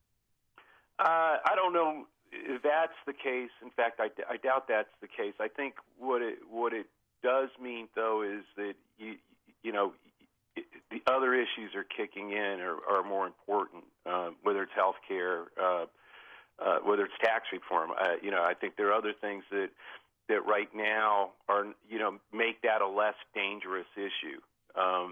But it's always going to be. That issue is just one that's obviously been tough, even after some of these really tragic, big tragedies. You can see immediately how it totally changes the how things are talked about afterwards, and everybody wants to try to be careful about what they're saying in both parties, by the way. So I just think that's always going to be a hot thing. It may be years away before we can have a rational discussion about it, and I don't mean a rational gun control, but just let's all talk it out and find and try to do something. But I don't think much is going to get done right now, and I don't think Democrats are looking to try to get it done. If they were, you'd see somebody putting a concerted effort on Capitol Hill to reach across party lines to do something, and I don't see any signs that that's going to happen. Do you see any indication that maybe the landscape is shifting away from the Comrade Bernie, Elizabeth Warren base of the party into perhaps candidates more like Ralph Northam? I mean, he's he's hardly like a traditional, kind of Southern Democrat by any stretch. But he did say he would sign, legislation to ban sanctuary cities. That was an issue, and some other issues where he certainly struck a more Mark Warner posture than Warren or Sanders. Yeah, I think, look, whenever you see it, those fights are going to happen in the primaries, for sure, and they're going to happen across Democratic primaries in 2018, absolutely. But I think what we saw last night in Virginia is the Democratic Party, at least today, at least last night, has less trouble pulling back together after a big party fight. That was a fight between the sort of Sanders folks, progressives, and sort of establishment Democrats in Virginia with Northam. And Northam won, and some of them did take a walk. Howard Dean's the organization he founded, Democracy for America, walked on Northam in the last week or two of the campaign, but he still won by 9 points last night. So I think the great unifier here in a lot of ways, this was again with Obama, the great unifier for Republicans in the midterms was Barack Obama. I think the great unifier after having some tough primary fights will be Donald Trump. He is Joe Trippi, former campaign manager for the aforesaid Howard Dean, author of the book The Revolution Will Not Be Televised, Fox News contributor. Joe, thanks as always for joining us. Appreciate it. Great to be with you. Take care. And he joined us on the Turnkey.Pro answer line since Amy's silent. Connect with Dan and Amy on the AM 560 The Answer mobile app. Just text the word app to 64636 to download the app today. This is like a bad nightmare when you're pressing your mic button and it's not going on. And it works sometimes and the other times it doesn't. Let's try and up our viewership on the stream. I want you to mime everything for the rest of the show. Today's forecast. Sunny, sunshine, a high near 45 degrees. Tonight, some increasing cloudiness, a low of 37. And for tomorrow, Thursday, we'll have mostly sunny skies, a high near 40 degrees. Now let's get into the Alarm Detection Systems Traffic Center. Here is Jim Talamonte. Must be nice to have a working microphone, huh? It is, Amy. Thanks. Good morning. Good morning, Dad. And just in case, though, I have lots of Hot Wheels and Matchbox cars to put on my expressways here to show where the cars are. There are a lot of them on the Eisenhower this morning. Inbound, it's packed with cars and trucks from Wolf to Harlem. 52 minutes is the drive time. 390 to downtown. 39 minutes from Manheim. Outbound 36 minutes out to 390. Edens, 23 minutes, Lake Hook to the junction, outbound 21. Kennedy, 36 minutes, O'Hare to downtown, just a little quicker in the express. Outbound 40 minutes. Stevenson, 51 minutes, 355 to Lakeshore Drive, 36 from the Tri-State. Outbound 45 minutes to 355. Ryan, 24 minutes, 95th to downtown. I-57, Bishop Ford, both about 27 minutes from I-80 to the Verge. Northbound Tri-State, slow 111th to 75th. Plainfield Road to the Hinsdale Oasis, jammed from the Reagan all the way to Irving Park. I'm Jim Talamonte in the Alarm Detection Systems Traffic Center. I'm Lou Dobbs. Consumer borrowing up almost $21 billion. Illinois may deal another blow to Sears, and the Trump administration apparently will hold on to at least part of the Obama-era menu regulations. Those stories next. Are you being intimidated by the IRS? Rapid Resolution Tax Group is a team of tax attorneys, enrolled agents, and tax professionals who've helped thousands of people with problems just like yours, and they promise not to let the IRS intimidate you. If you are an individual or business who owes at least $10,000 to the IRS, you can turn to them for help. Has your bank account been levied? Do you have years of unfiled tax returns? Let Rapid Resolution Tax Group intervene for you. They're accredited with and A+ rated by the Better Business Bureau, and they guarantee same-day contact with the IRS. If you qualify, Rapid Resolution Tax Group can work towards settling your tax debt for less, removing penalties and fees, and stopping levies and garnishments. Call the professionals at Rapid Resolution Tax Group at 800-601-2929. That's 800-601-2929. The Federal Reserve says consumer borrowing jumped by nearly $21 billion in September, the biggest gain in 10 months, paced by higher student loans and auto financing. As Sears struggles, the retailer has closed hundreds of stores, cut thousands of jobs. Those layoffs may have violated terms of an agreement the company had with the state of Illinois, endangering more than $15 million in state tax credits. The Trump administration, while rolling back many Obama-era regulations, has decided to keep a law that requires calorie counts on food in restaurants and pizza deliveries. Please join me for Lou Dobbs tonight, 7 and 11 Eastern on the Fox Business Network. This is the Lou Dobbs Financial Report. Millwright work is often technical and requires a high degree of precision. The pros at Vans Industrial are skilled mechanics that can perform any type of millwright work, including installation and maintenance of your factory equipment and machinery. For your machine repair needs, look no further than Vans Industrial. Hi, I'm Dave Van Camp, president of Vans Industrial. Vans Industrial is an industrial millwright contractor that can install new mechanical systems or repair existing systems. Our services include repair of bearings, shafts, shiv alignments, as well as installation of conveyors and bucket elevators. Our team of trained mechanics will respond to your emergency calls 24/7, keeping your systems operational. We're here to help you. Call 219-931-4881 today for a free inspection of your facility. Interested in what else they do? Visit vansindustrial.com. That's VANS industrial.com. Quality craftsmanship since 1964. Balance of Nature's fruits and veggies. I have a $1,200 knee brace because I have bone on bone in my left knee, and I have a torn cartilage in my right knee. And since I've been taking Balance of Nature, I don't wear my brace, and I can walk without pain. It's I had these copper things I used to put on my knees. I don't use those either. I don't use anything. I think it's just wonderful. What are you waiting for? Good health is only a phone call away. Don't miss your opportunity to get a free month's supply of Balance of Nature. Call 1-800-2468-751. That's 1-800-2468-751. Call 1-800-2468-751. Or go online to balanceofnature.com. Use promo code Chicago. That's promo code Chicago.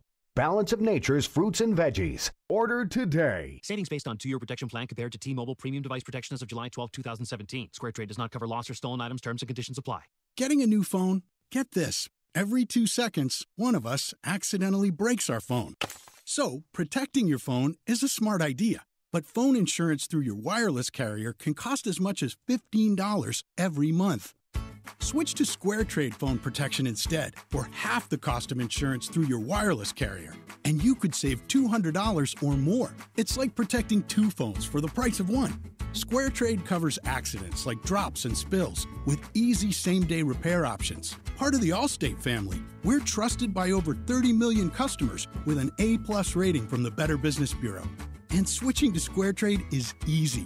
How else can you save $200 in 10 minutes? So don't wait. Switch today.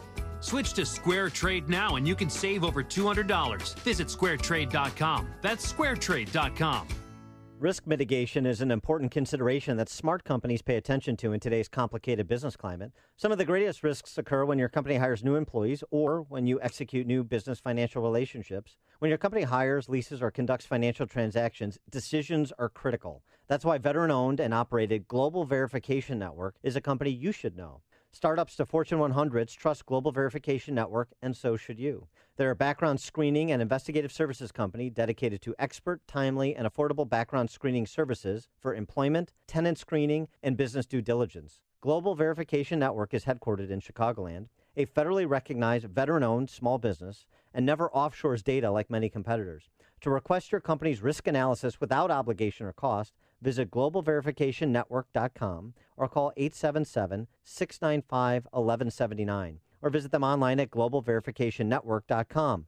Global Verification Network, the risk mitigation experts, 877-695-1179. 888-695-1179. If you have pain, listen up, Dennis Prager here. You don't need to live in pain. Let me repeat that. You don't have to live in pain. Chronic pain is the worst, whether it's from an accident or pain that just develops. So Chicagoland, you're in luck. Dr. Ken Candido is one of the nation's most respected and successful pain doctors. He's been voted one of Chicago's best pain doctors several times. Bottom line, he's the pain doctor you need. Dr. Candido of Chicago Anesthesia and Pain Specialists will help you get off pain medication and all of its side effects. How? By finding the source of your chronic pain and fixing it. This is Ken Candido of Chicago Anesthesia Pain Specialists. Let's make you pain-free. Call Dr. Ken Candido and make an appointment with a cutting-edge, respected, and successful pain physician. Go to mypainchicago.com. That's mypainchicago.com. Thousands have been helped with their chronic pain, and you can be the next one. Get the phone number and all the info you need at mypainchicago.com. The IRS doesn't mess around. They can take your paycheck and bank accounts too, even threaten your home or business. If you owe back taxes, call Optima Tax Relief. Optima has access to a special IRS program called the Fresh Start Initiative, and their clients that qualify are saving thousands, even tens of thousands. Optima is A-rated with the Better Business Bureau. Don't delay. Call now for your free consultation. Call 800-364-9188. 800-364-9188. Optima Tax Relief. This is a court-ordered notice. Current and former Honda and Nissan owners or lessees can receive payments and other benefits from a legal settlement related to allegedly defective Takata airbags in their vehicles.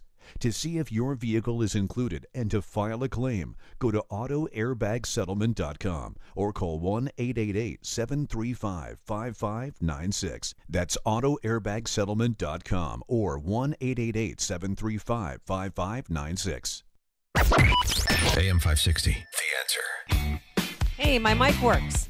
So I can tell you the quick story about, you know LeVar Ball. He's got two younger brothers. One's a freshman at UCLA. Well, they're over in China for a tournament against Georgetown or something. And Two sons. Lonzo Ball. Yeah, Lonzo Ball. Right. And the younger freshman, he was at a Louis Vuitton store with two buddies and allegedly stole some stuff. And now they could go to jail between 3 to 10 years. And the prosecution rate in China is 99.2%. No, I bet it is. I bet they're very good there. Due process, they're not fanatics about there in communist China.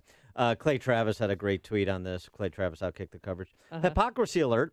State of California banned travel to states like Texas, North Carolina, and Tennessee, yet paid for UCLA basketball to travel to China, where players are now in prison and facing years in jail for petty theft. And LeVar Ball's father said, this is not a big deal. People should move on. Oh, okay. Well, we'll see if your son misses his whole college career. Yeah, LeVar, why don't you tell that to the Politburo, or better yet, make both of us happy and substitute yourself for your son.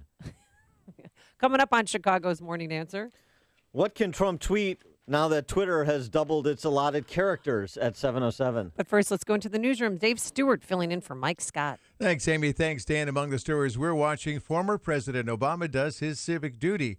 We'll get those stories and more after an update from Fox News on AM 560. The Answer, WIND Chicago, 29 degrees at 7 o'clock.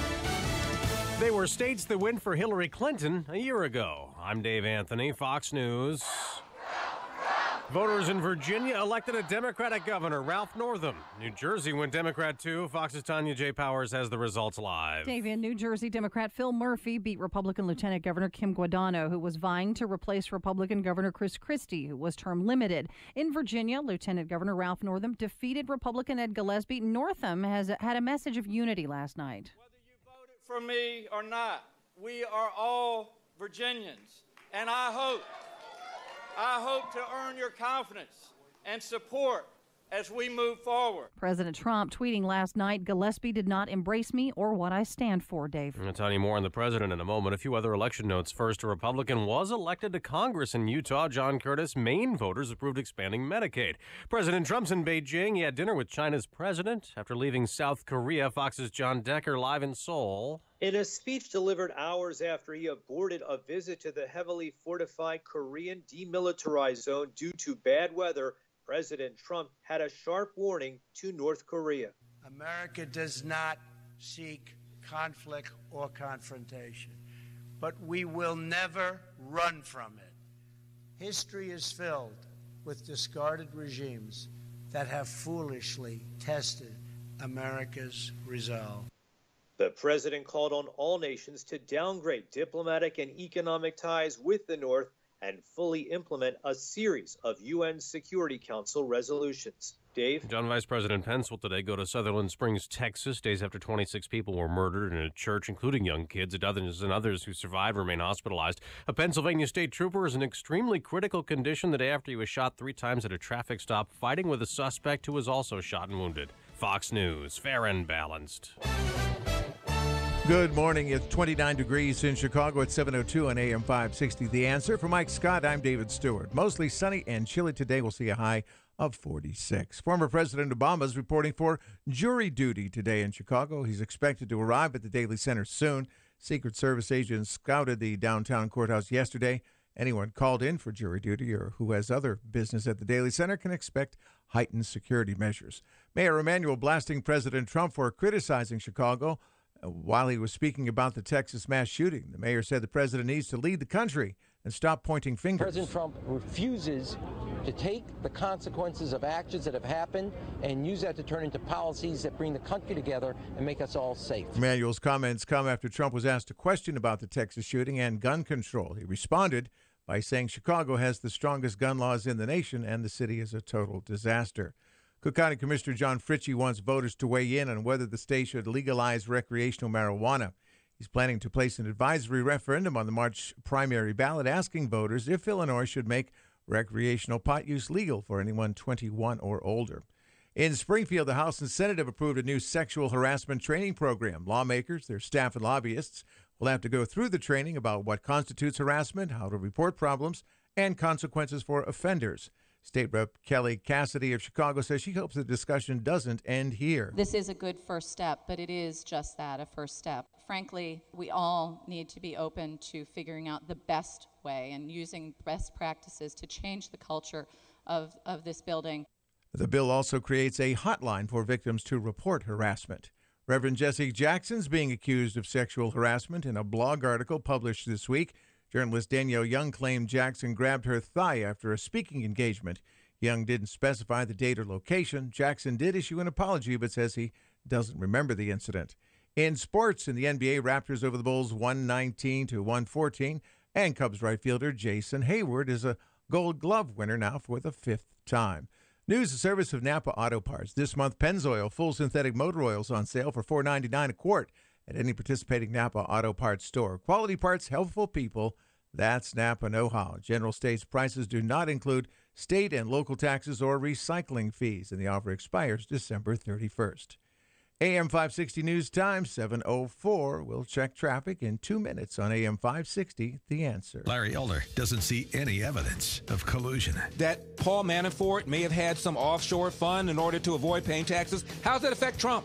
And you know the Democrats aren't impressed because where's Nancy Pelosi and where's Maxine Waters and where's the hat lady and where are all the normal nut jobs coming out there yelling and screaming? Where are you? They said, is this it? Paul Manafort? Yeah, we knew. That's why Trump fired him. The Larry Elder Show, weeknights at 7, right before Jay Sekulow at 9 on AM 560. The Answer. All money managers may seem pretty much the same.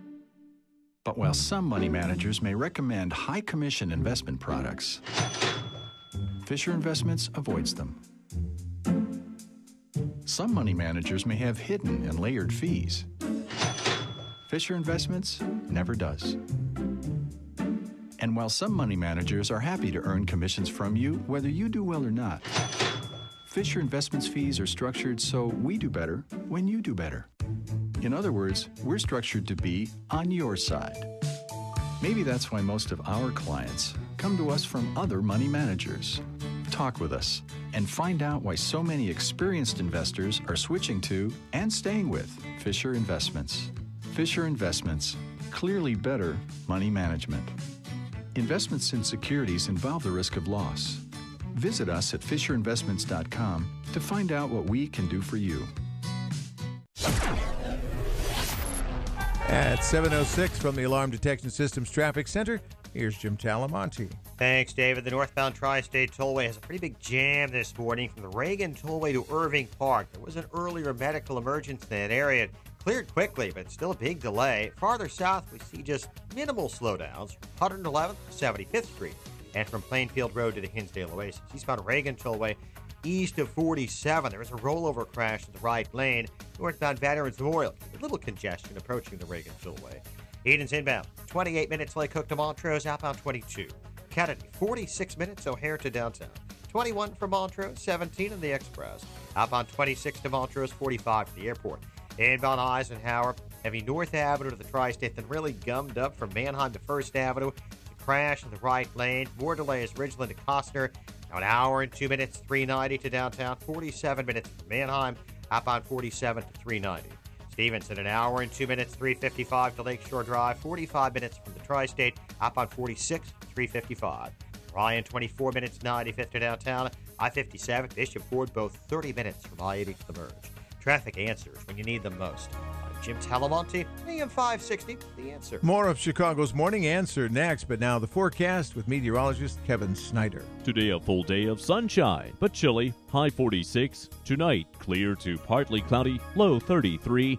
Cold in the morning, otherwise tomorrow, partly sunny and breezy, high 42.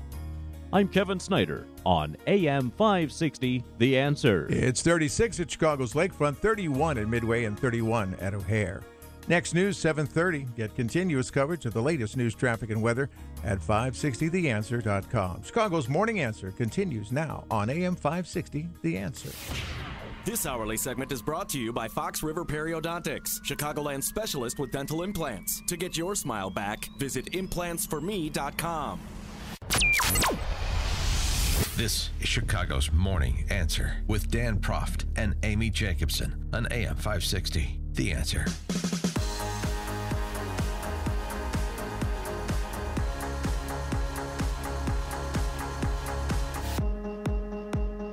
Good morning, Dan and Amy. You gonna start bringing a gun to church? 312-642-5600, turnkey.pro answer line. 64636DA, turnkey.pro text line. Are you considering if your church would allow it? Of course. My church would allow it. There's no sign on the door that says I can't bring a gun in. There will be now that you just said it. Well, I'm an usher at my church, and I take that job very seriously. And you don't think 1,000 times I've thought, what if somebody storms this church? What am I going to do? I'm always on the lookout. I'm looking at the exit. I'm looking at the front door. Because sometimes we have people stumble in, halfway through service who look a little shady, a little disheveled. And I that's what happens when you're a member of a cult. Will you stop it? It is not a cult. You're going to get relatively unhealthy cross-section of humanity. Well, some people are mentally ill, and when it's cold out in the wintertime. I know, that's why that's your place. Will you stop it? They stumble in, mid-service, and you just, have to ask them what's wrong, and sometimes they'll beg for money. Because we have Tuesday night supper there. So we welcome in, people that are down on the luck or homeless who come for a meal, and they translate on Sunday, oh, I'm going to go to church, and I'm going to, someone will help me. Mm-hmm. And, I let them sit in the back, and I let them listen to me. Well, I just, I don't want them to interrupt the service. So I say, sit here, and, sometimes I'll give them money for a bus ride or whatever for a hot meal. That's what they're going to use But that's what for. I think. And I always think I should bring a gun to church to protect people in case something happens. All right, Annie Oakley. Well, David Harsanyi in the Federalist doesn't disagree with you. Why bringing a gun to church is a pretty good idea. He points out, he goes after some of the specious arguments of the left, but interestingly, he notes a couple other examples in addition to the heroic efforts of Stephen Williford at the First Baptist Church in Sutherland Springs, stopping the shooter there.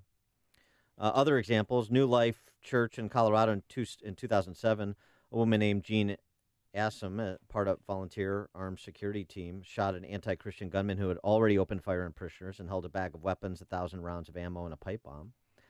Another incident last year, 22-year-old church usher, Amy, in Antioch, Tennessee, named Robert Engel, tackled a shooter and, despite head injuries, ran out to his car in the parking lot, grabbed a gun, and held the shooter at gunpoint until police arrived. Wow. So it's not saying that these things are likely. It's not saying that you necessarily should feel the need to do that, but if the desire to do that, if Harsanyi goes on that, again, the chance is exceptionally low, infinitesimal. You're going to need the weapon, but that's because we live in a far more peaceful place than the news might let you on, even in Chicago, even in Lakeview. But many of the same people who believe more gun control regulations will do more to protect citizens than a gun. I'd love to see the stats on how many lives a bump stock ban would save. And that measure is going to be taken up today to to ban bump stocks. Maybe someone will run the numbers on how people fare without any weapons when faced with shooters compared to those who are armed. The fact is, the state can't even properly execute laws that are in place, writes Arsani. There will always be human error, even if we pass laws inhibiting ownership. No guarantee a gun will keep you safe either, yet it's going to keep you safer than any restriction gun control advocates float. Of course, pointing out that Americans have a natural right to protect themselves in addition to that. But, yeah, the comparison contrast of kind of where you want to place your faith is an interesting question that Harsanyi raises. 312-642-5600 is our Turnkey Dep Pro. Answer line 64636. Type in DA, then a quick comment. But I always think, too, since I don't carry a church, I'll always have a Bible or a hymnal nearby where I could hit them from behind. If they come in through the front door, I could, sneak up on them and hit them on the head. I don't know. Okay, Charlie's Angel. You're gonna want to think about something with a little bit more stopping power than your hymnal. Well, that's what they say too at school. If you throw flee, books. Flee, run, hide, and then fight, and use your books to protect your vital organs like your head or your chest. Yeah. But, I mean, there's nothing again more sacred than church, and the fact that he went in and he shot 8 children. One woman lost her son and 2 of her grandchildren. One was just 18 months old. Yeah, well, you also row by row. I made this point yesterday. That was not the youngest fatality. The youngest fatality was the unborn child in the womb of a woman named Holcomb. 8 family members from the Holcomb family murdered. 8. It's almost too much to bear. I mean, honestly, the crying victims yesterday, it's too much. I feel sick for them. Well, that's a tenth of their town was in that church. They only have 495 people. And it happened on the anniversary of the Fort Hood shooting, too. Yeah, although I don't know if that played a part or that was just a coincidence. Yeah. Speaking of where you put your faith, very interesting op-ed by Russell Moore in the Tribune. Of course, Russell Moore, president of the Ethics and Religious Liberty Commission of the Southern Baptist Convention. A great articulator of arguments in advance of religious freedom. His piece, Why Church Shootings Don't Intimidate the Church. The church was formed against the threat of terror. Jesus himself stood before a Roman governor who told him that the state had the authority to kill him in the most horrific way possible, and staking him to a crossbeam to bleed slowly to death before a jeering crowd. That's, of course, exactly what Pilate did, and the empire's intimidation seemed to work at first.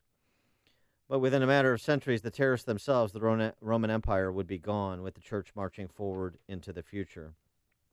To eradicate churches, our opponents will need a better strategy. They should see that Christianity can be easier suffocated with comfort, to the point that we forget who we are, as is happening, than it can be terrorized with violence. Those who try to confront the church with the threat of death only remind the church that we were dead and are now alive in Christ. The days ahead will be awful for the grieving community of Sutherland Springs, but one thing is certain. Come Sunday, they will be gathered again, singing and praying and opening the Word. The church will bear witness to the truth that shaped them. Eternal life cannot be overcome by death, and over that church will be a cross. A very interesting, thoughtful piece from Russell Moore, too, reminding people and educating people about the tenets of the faith.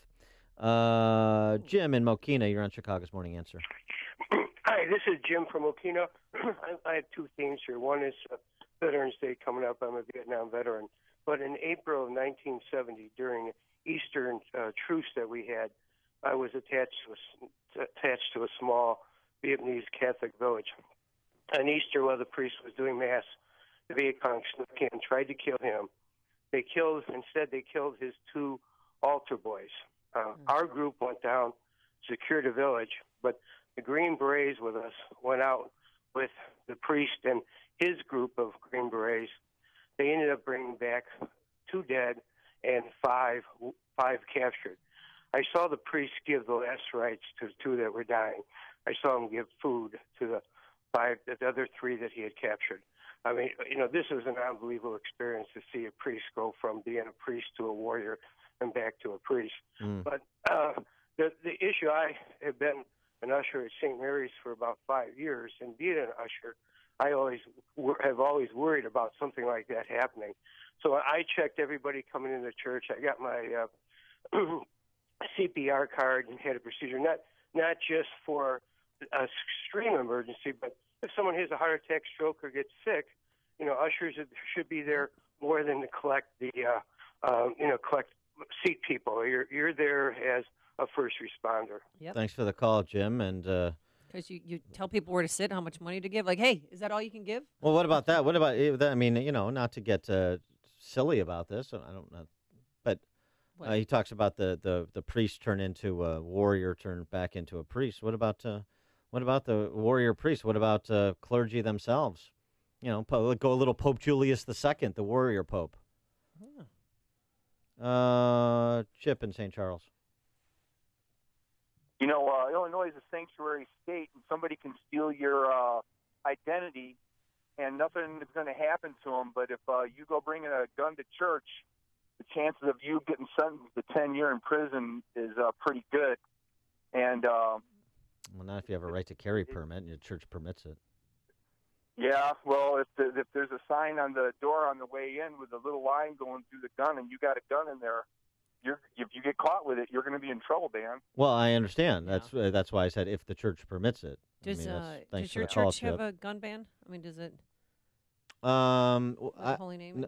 I don't think I've noticed. I really don't. Holy Name I go to. I really consider St. John Cantor's my church in the city. But I didn't know this. No, I don't see.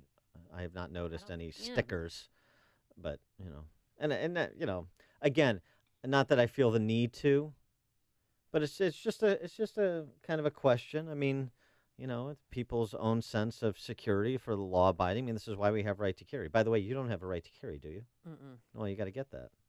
I know. You're going to sponsor me, right? Yeah, chop chop. Yeah. You'll pay for it, right? Yeah. Bob and Waukegan, you're on Chicago's Morning Answer. Yeah, I used to be the head usher in a couple churches, and we were informed by law enforcement that we should carry cans of wasp spray that shoot up to like 20 feet, and have women in the congregation have some in their purse at every service, and we also. We had a police officer, retired police officer in our congregation who carried on Sunday morning, and one or two people who had carry permits had hollowed out Bibles with 38s in them. No, interesting. So, all right. But if you're gonna pull that stunt, you better not let that damn Bible out of your sight. All right. Thanks for the call, Bob. And you better not cut in the communion line either at Bob's church. Randy in Elkhorn, Wisconsin. Yeah, there's been a law in the books that pretty much supersedes all other laws. Do you guys know what that is? The Ten Commandments. Exactly. Thou shalt not kill. Yeah. Thank you. Thanks, Randy. Greg. Thou needs to kill if one is trying to kill thou. Well, that's, yes, No, that's right. Yeah, it's I'm not making light of it. murder, not self-defense. Right. Yes. Greg in Schaumburg. Dan, I want to pick up on the Russell piece that you just read because it essentially makes the case that there's spirituality that is divorced from defensiveness. And I would make the case that that is not a valid Christian premise in order that our churches should be dealing with. I would encourage, first of all, everybody to really put churches at number 1 or 2 of their prayer list because of the inherent conflict of evil versus good that you've been spelling out, Dan, on your show in recent weeks. Secondly, do go actively to your churches. I would maintain and insist that there be some kind of policy and it being dealt with. And if you do get the argument that Russell is making, it is not a valid argument. We have a right to defend ourselves, and Christ wants us to defend the word in his churches. Yeah, right. Well, I don't disagree. Thanks for the call, Greg. And by the way, just so we set the record straight on what happened in Sutherland Springs, Texas, David Brown, whose mother, Farida Brown, survived. An elderly woman was shot, but she survived. He recounted to Fox News what she recounted to him of what she saw, and pay particular attention to the end of what David Brown has to say. She saw the shooter after he initially stayed at the entryway and emptied, 6 or 8 clips magazine, 30-round magazine clips, and then he proceeded to walk up and down the aisle, she said about 10, 15 times, shooting everybody that was laying on the ground. And she laid on the ground the whole time and watched his boots walk up and down, and then he eventually, did a circle and then ended up at her pew, which is the very first pew to the front door. And the lady to her left, he started shooting her repeatedly. And so she held her hand, and the lady was crying a lot. And she told her, "You're going to be okay. You're going to heaven." And then he stopped shooting her, and then she knew it was her turn. So she started praying for God to take her to heaven. And then she said a gunman at the door diverted his attention, and he left. And then that was the end of the ordeal inside the church. Gunman at the door diverted attention, saved Farida Brown's life, and how many others. Of course, talking about Stephen Williford, the former NRA instructor / plumber, who also said, "If I'd run out of the house with a pistol and faced a bulletproof vest and Kevlar and helmets, it might have been futile. I ran out with an AR-15, and that's what he was shooting the place up with, a weapon similar." I hate to politicize that, but that's the reality, saying basically he couldn't have stopped him without the AR-15 that he had in his possession. And he said, "I'm a Christian, and I believe at this point the Holy Spirit was on me." You're listening to Chicago's Morning Answer with Dan Proft and Amy Jacobson on AM 560. The Answer. They kept saying it ended when he crashed his car and died from a self-inflicted gunshot wound, which that's how it ended, but he got in the car and went away because of heroes like Stephen Williford, right? That's right. I know, I was camping and away from things, but the people who are suggesting that are people who don't like facts to get in the way of their ideology. Today, plenty of sunshine, that's a fact. A high near 45 degrees. Then tomorrow, we're going to have mostly sunny skies once again, just a beautiful day, and a temperature near 40 degrees. Let's get into the Alarm Detection Systems Traffic Center. Here's Jim Telemonte with that rollover on I-88. What can you tell us? That's right, Amy. Well, just cleared. This is east of 47, so pretty well west of the immediate Chicago area, but on the eastbound side of 88, east of 47, the right lane just reopened after that rollover collision. Farther east, it's not too bad on the Reagan Tollway. A little heavy around Eola, and then a little slow York to the Tri-State. Northbound Tri-State is very heavy. From 115th to the Hinsdale Oasis, from the Reagan Tollway to North Avenue.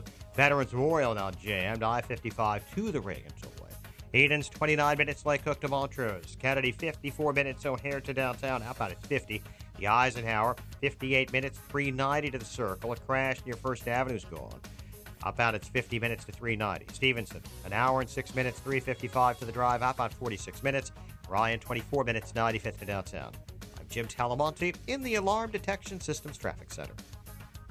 The IRS doesn't mess around. They can take your paycheck and bank accounts too, even threaten your home or business. If you owe back taxes, call Optima Tax Relief. Optima has access to a special IRS program called the Fresh Start Initiative, and their clients that qualify are saving thousands, even tens of thousands. Optima is A-rated with the Better Business Bureau. Don't delay. Call now for your free consultation. Call 800-364-9188. 800-364-9188.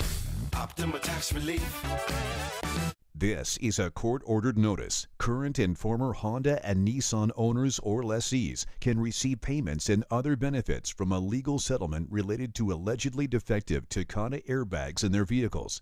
To see if your vehicle is included and to file a claim, go to autoairbagsettlement.com or call 1-888-735-5596. That's autoairbagsettlement.com or 1-888-735-5596. Gentlemen, it's No Shave Movember. Time to change the face of your health for the better. Take the first step and get your levels checked by someone you can trust. I personally recommend my friends at Low T Center. It's where I got my levels tested. Their service, fantastic. Their physicians exclusively diagnose and treat men for low testosterone levels. At Low T Center, they know we hate going to the doctor. That's why they make it quick and easy. With their on-site lab, you get your results back in about 20 minutes, and most health insurance is accepted. This Movember, Low T Center is offering a testosterone and prostate level test with an assessment. For just $50, guys, take the first step. Contact my friends at Low T Center, now with a location in downtown Chicago on the Mag Mile at 625 North Michigan Avenue. Amy will take you for lunch at Bandera Grill after. Call 312-239-3427. Tell them Dan Proft sent you. That's me, 312-239-3427. Call now, 312-239-3427 now, or visit lowtcenter.com. Balance of Nature's fruits and veggies. I have been on these supplements from Balance of Nature for a couple of years now. And prior to that, I used other supplements. They did nothing for me. This has been absolutely wonderful. I have never felt so good, and I have felt so much better health-wise. My cholesterol's down. All my numbers are down, and it's been great. So I highly recommend Balance of Nature. What are you waiting for? Good health is only a phone call away. Don't miss your opportunity to get a free month's supply of Balance of Nature. Call 1-800-2468-751. That's 1-800-2468-751. Call 1-800-2468-751. Or go online to balanceofnature.com. Use promo code Chicago. That's promo code Chicago. Balance of Nature. Order today. Despite President Trump's repeated requests, Senate Republicans failed again to repeal Obamacare. If you're tired of calling a bureaucrat at an 800 number to help you navigate Obamacare, then you need a local expert on your side. That's right, your own health insurance mentor. C. Stephen Tucker, C.S. Tucker, from healthinsurancementors.com is someone I know and trust. He's a 20-year licensed broker who's been educating AM 560 listeners on the Affordable Care Act for the past 6 years. Thanks, Dan. ACA open enrollment is now only 45 days long. From November 1st to December 15th, you cannot be denied coverage based on a pre-existing condition. And depending on your income, you may find a more affordable plan. With narrow networks, even fewer choices, and higher deductibles, now more than ever, you need an expert to help you gain access to the best hospitals and specialists available. Call me. I can help. Thanks, Steve. How can our listeners get in touch with you? They can visit healthinsurancementors.com or call me directly at 630-674-1551. That's 630-674-1551. AM 560, The Answer. Dan and Amy, take another call on the issue of guns in church. Bill in Brookfield, you're on Chicago's Morning Answer. Hey, how you doing? Good. Good. I got my concealed carry permit a couple years ago, and my pastor got it just about a year ago. But from day one, since I've had it, I carry it in church, and I sit, in his position so that I can cover the doors or anybody coming in or out, and I don't find a problem with it at all. It was based on the girl in Willowbrook who was stabbed and beaten and raped. They were family friends of ours, and that's when we got our concealed carry. I remember that. Yeah, right. All right. Thanks for the call, Bill. Appreciate that. And a lot of people think Christianity is under attack, and Christians are under attack, so you do what you can to protect your parishioners. Yeah, I think that's a fair statement. Did you see this? I know you were, you along with the Chicago Press Corps, are gaga about Obama returning to town for jury duty. Well, yeah, he's going today to the Daly Center, and he sits in a room on black plastic chairs. I can paint a picture for you with other jurors, and they're able to bring in cell phones and reading material. So I'm sure you're going to see a lot of Obama selfies today, and he'll get paid $17.20. I'm sure he won't be selected, but if he is, that would be I don't know. I think that would be unprecedented. Yeah, he's not going to be selected. No. If only he would have been in the jury pool for the Senator Bob Menendez corruption trial. It's the New Jersey Senator on trial, right, for various on federal corruption charges. A juror asked the judge yesterday on their first full day of jury deliberations. Oh, gosh, what? Uh-oh, what? What is a senator? No, he did not. What is a senator? I don't know if it's a he or a she. We don't know. It just refers to a juror. What is a senator? I don't know if Obama could have answered that question either, but it's, calling Ambrose Bierce. I mean, that's where you need a really pithy response. The judge just declined to answer the question and refused the juror's request for a transcript of the closing argument made by Menendez's attorney. That's so sad. What is a senator? There's something about a joke about not capable enough to get out of jury duty here, I think. Coming up on Chicago's Morning Answer. We'll talk to Steve Moore about the state of play on tax reform at 7:37. But first, let's go into the newsroom. Good morning to Dave Stewart, who's sitting in once again for Mike Scott. Thanks, Amy. Thanks, Dan. 31 degrees in Chicago, 731 at AM 560, The Answer. Mostly sunny and chilly today. We should hit a high of 46. In Virginia, Democrats will fill all 3 statewide offices, with Ralph Northam leading the field in an Election Day win over Republican Ed Gillespie for governor. Larry Sabato of the University of Virginia Center for Politics tells MSNBC the results were heavily influenced by President Trump. It boiled down to Trump and Trumpism. It's not a referendum on Trump, but it was a public backlash to Trump and some kind of repudiation, I think, of Trumpism. That was what this election ended up being about. Voter turnout was about 4 percentage points higher than the statewide elections 4 years ago. A 2012 police report shows the man who shot up a South Texas church had previously planned to attack his Air Force superiors. El Paso police say Devin Kelly attempted to shoot his superiors at the Holloman Air Force Base in New Mexico, but was caught sneaking firearms onto the base. He was put in a New Mexico mental facility, escaped, and then was found by police in West Texas. On the floor of the Senate yesterday, Dick Durbin said it's time for Congress to consider universal background checks for gun purchases. We certainly know that it's within our power. Why doesn't the United States Congress take this up? Why don't we even have a debate? I'm on the Senate Judiciary Committee. We've not had a single bill this year that addresses gun safety, not one. Durbin says the public overwhelmingly favors universal background checks. President Trump and the First Lady are in China. They toured Beijing's Forbidden City soon after arriving today on the five-nation Asia tour. Trump will finish the tour with visits to Vietnam and the Philippines. Former President Obama is now at the Daly Center, where he reported this morning to answer a call for jury duty.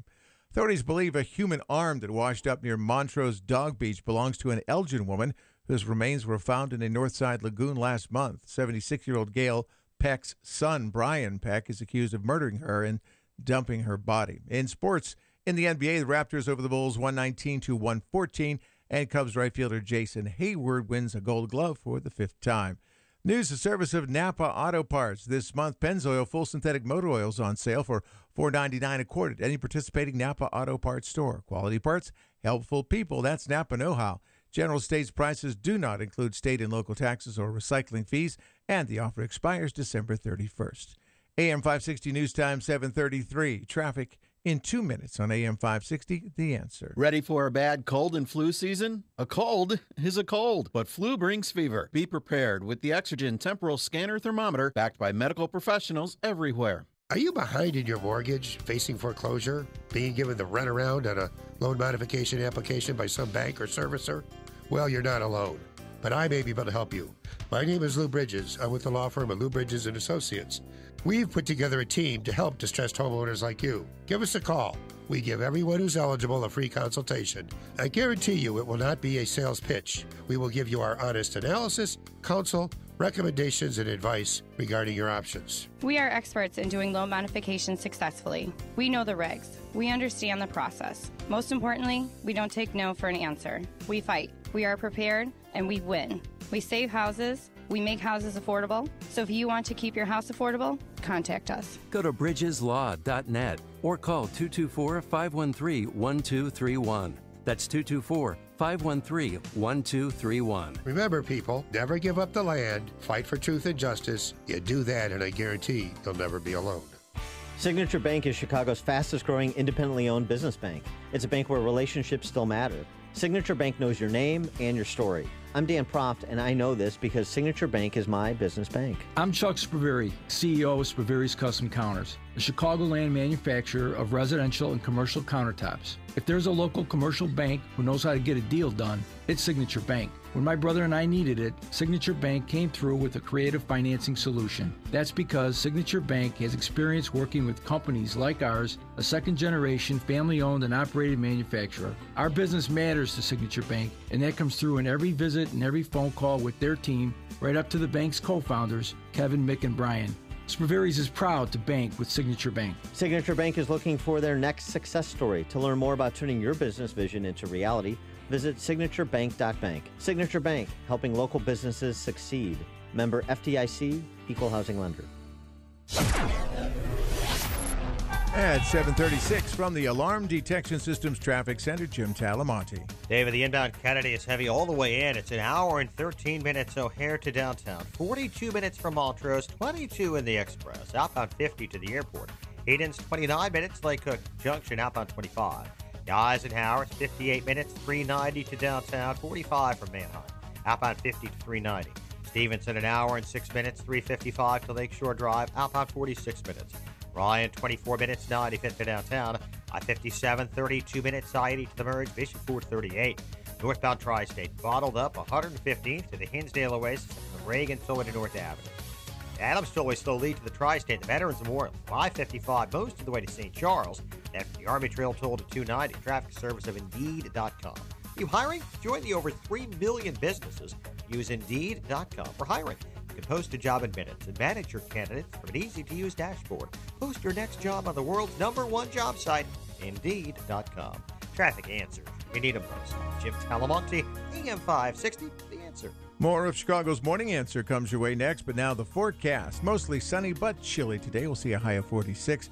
Tonight, clear skies and a low of 33. Partly sunny tomorrow, but breezy and cold with a high of 41. Right now, 31 degrees at O'Hare.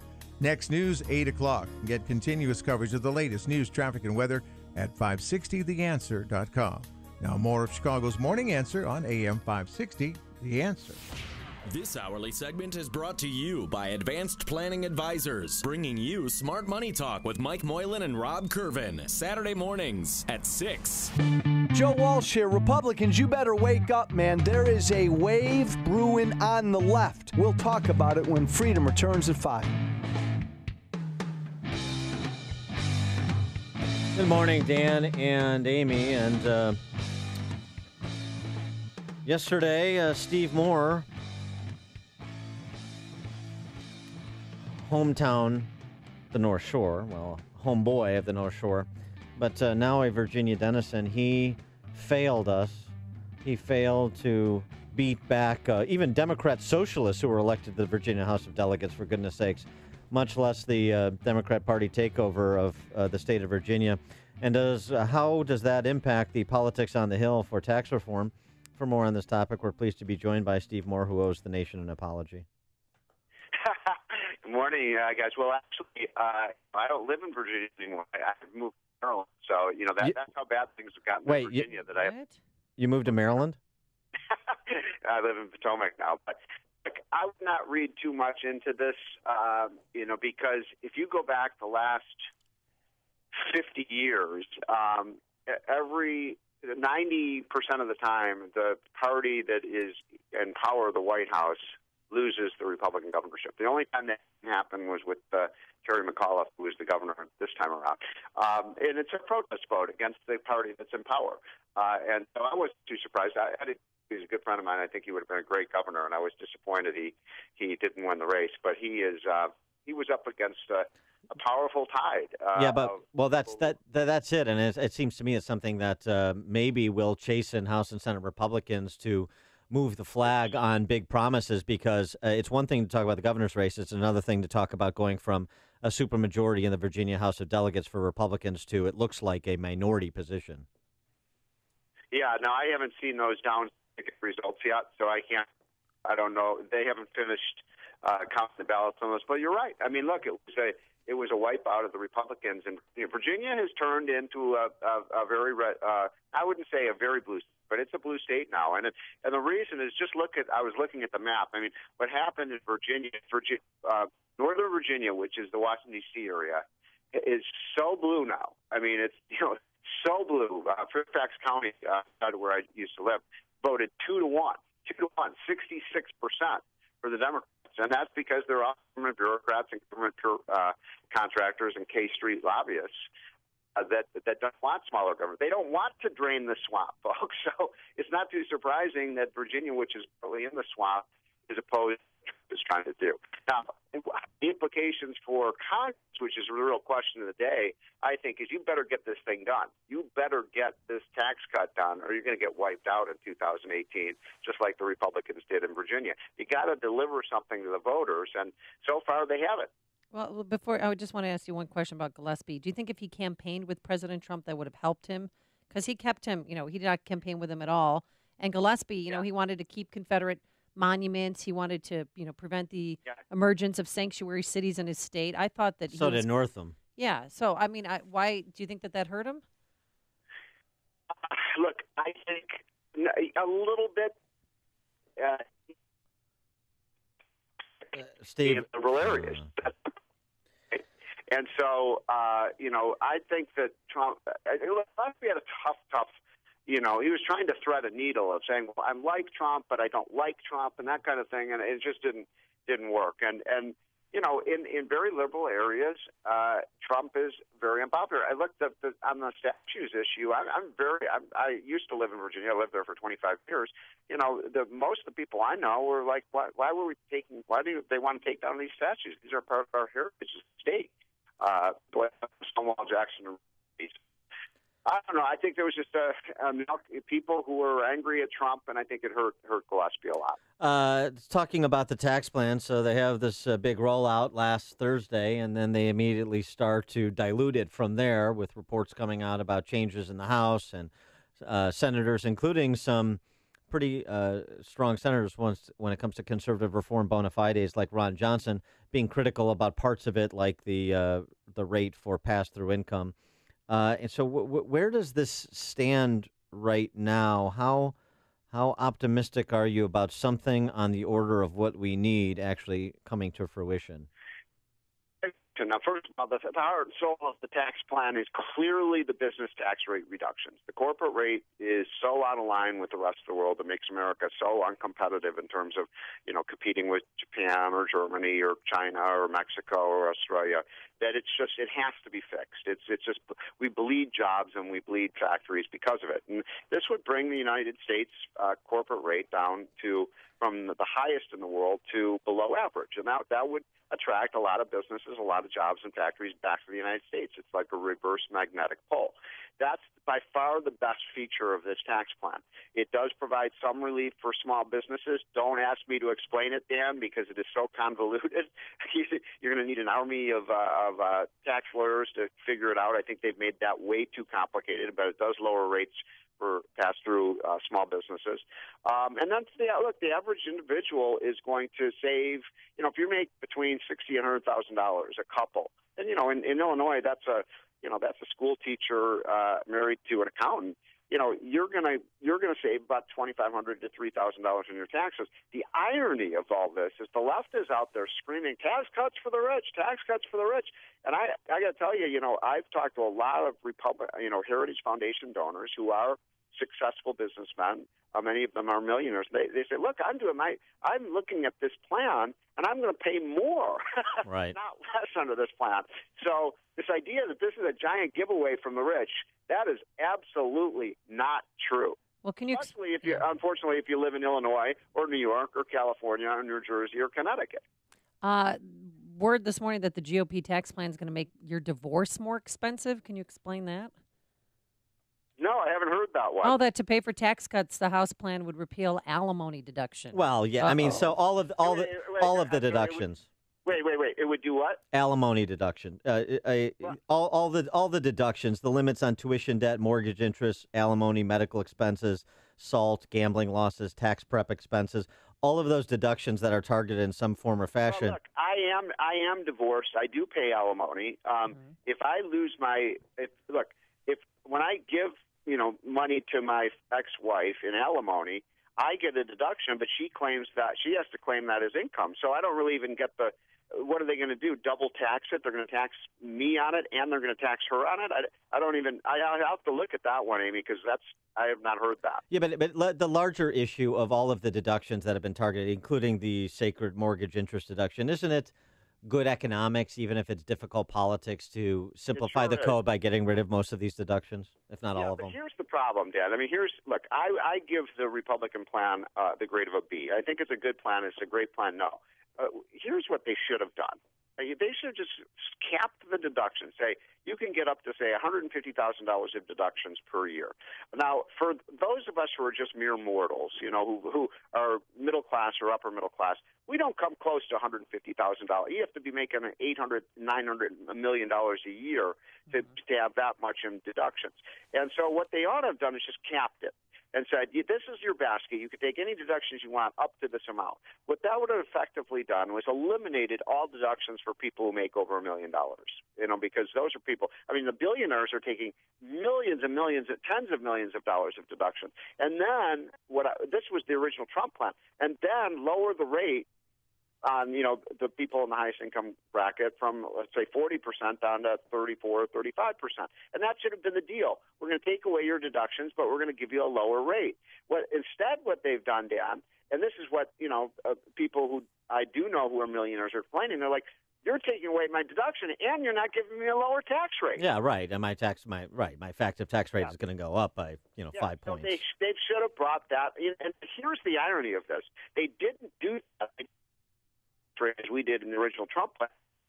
Liberals would accuse them of tax cuts for the rich. Well, what are they doing? They're still accusing Republicans of tax cuts for the rich. So they didn't buy any peace from the liberals there. All right, so is this going to be done before the Christmas break or the holiday break?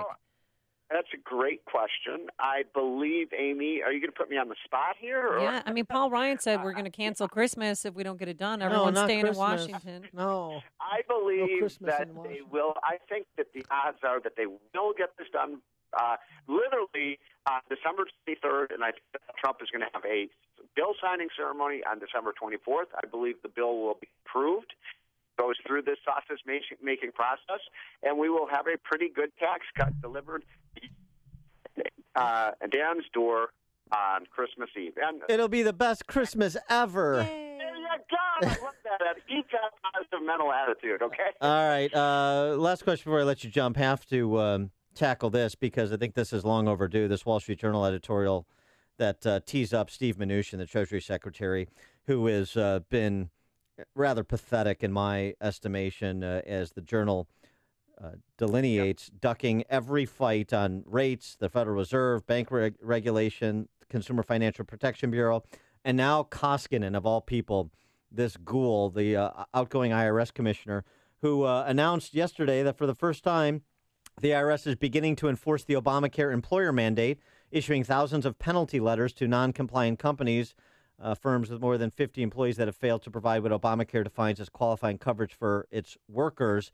These letters reach back to 2015, setting up companies for years of penalty. Nice out-the-door Christmas present from Koskinen, Steve Moore. Yeah, isn't it? And what we ought to do is we ought to eliminate the individual mandate under Obamacare, because guess what? If you eliminate the requirement that you have to buy health insurance, and if you then get the then get to be able to buy Obamacare or not, it actually saves the government hundreds of billions of dollars over the next 10 years, right? So it saves taxpayers money because they don't have to pay this stupid fine. It saves the government money. And what a better way to pay for tax cuts than get rid of the individual mandate. So write that one down, Dan. For one, we help pay for tax cuts, and we rid of one of the most onerous tax. And by the way, guess who gets affected? Guess what income group is most negatively affected by the individual mandate? Middle-income families. Low income and middle income people. So let's get rid of that tax. But look, I like Mnuchin, and I will judge Mnuchin on whether he is able to deliver this tax cut by Christmas. Yeah, well, start slapping him around on these other topics too, and tell him to stop being such a weenie. Well, Steve Moore. I've been so focused on the tax cut, I can't really comment on the other things. But he's been good on the tax plan. Steve Moore, Wall Street Journal columnist, senior economist for CNN, chief economist at Heritage Foundation. Steve, thanks for joining us. Appreciate it. All right, thanks. Have a great week. Bye. And he joined us on our turnkey.pro answer line. This is the morning show more Chicago radio listeners are choosing. This is Chicago's Morning Answer on AM 560. The Answer.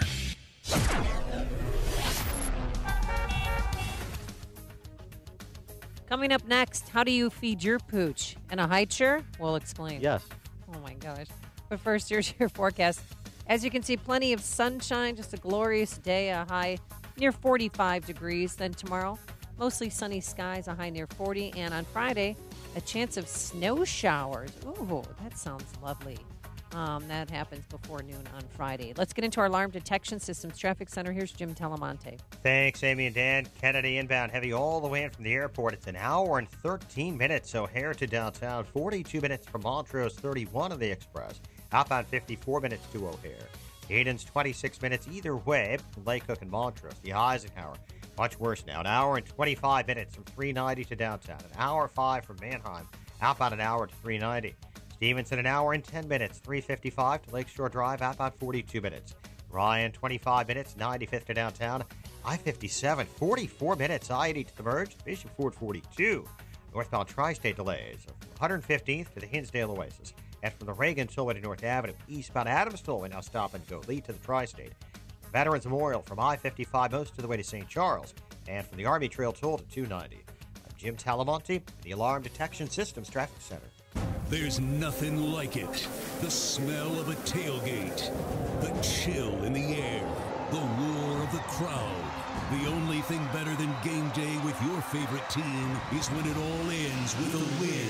Touchdown NIU. Hear it all right here on the Husky Sports Network. Your NIU Huskies take on the Ball State Cardinals this Thursday night at 6. Hear every hit, celebrate every victory right here on AM 560. The Answer. The same banking team you already know and trust at the private bank has come together with one of the strongest banks in North America. And we have a new name. The private bank is now CIBC.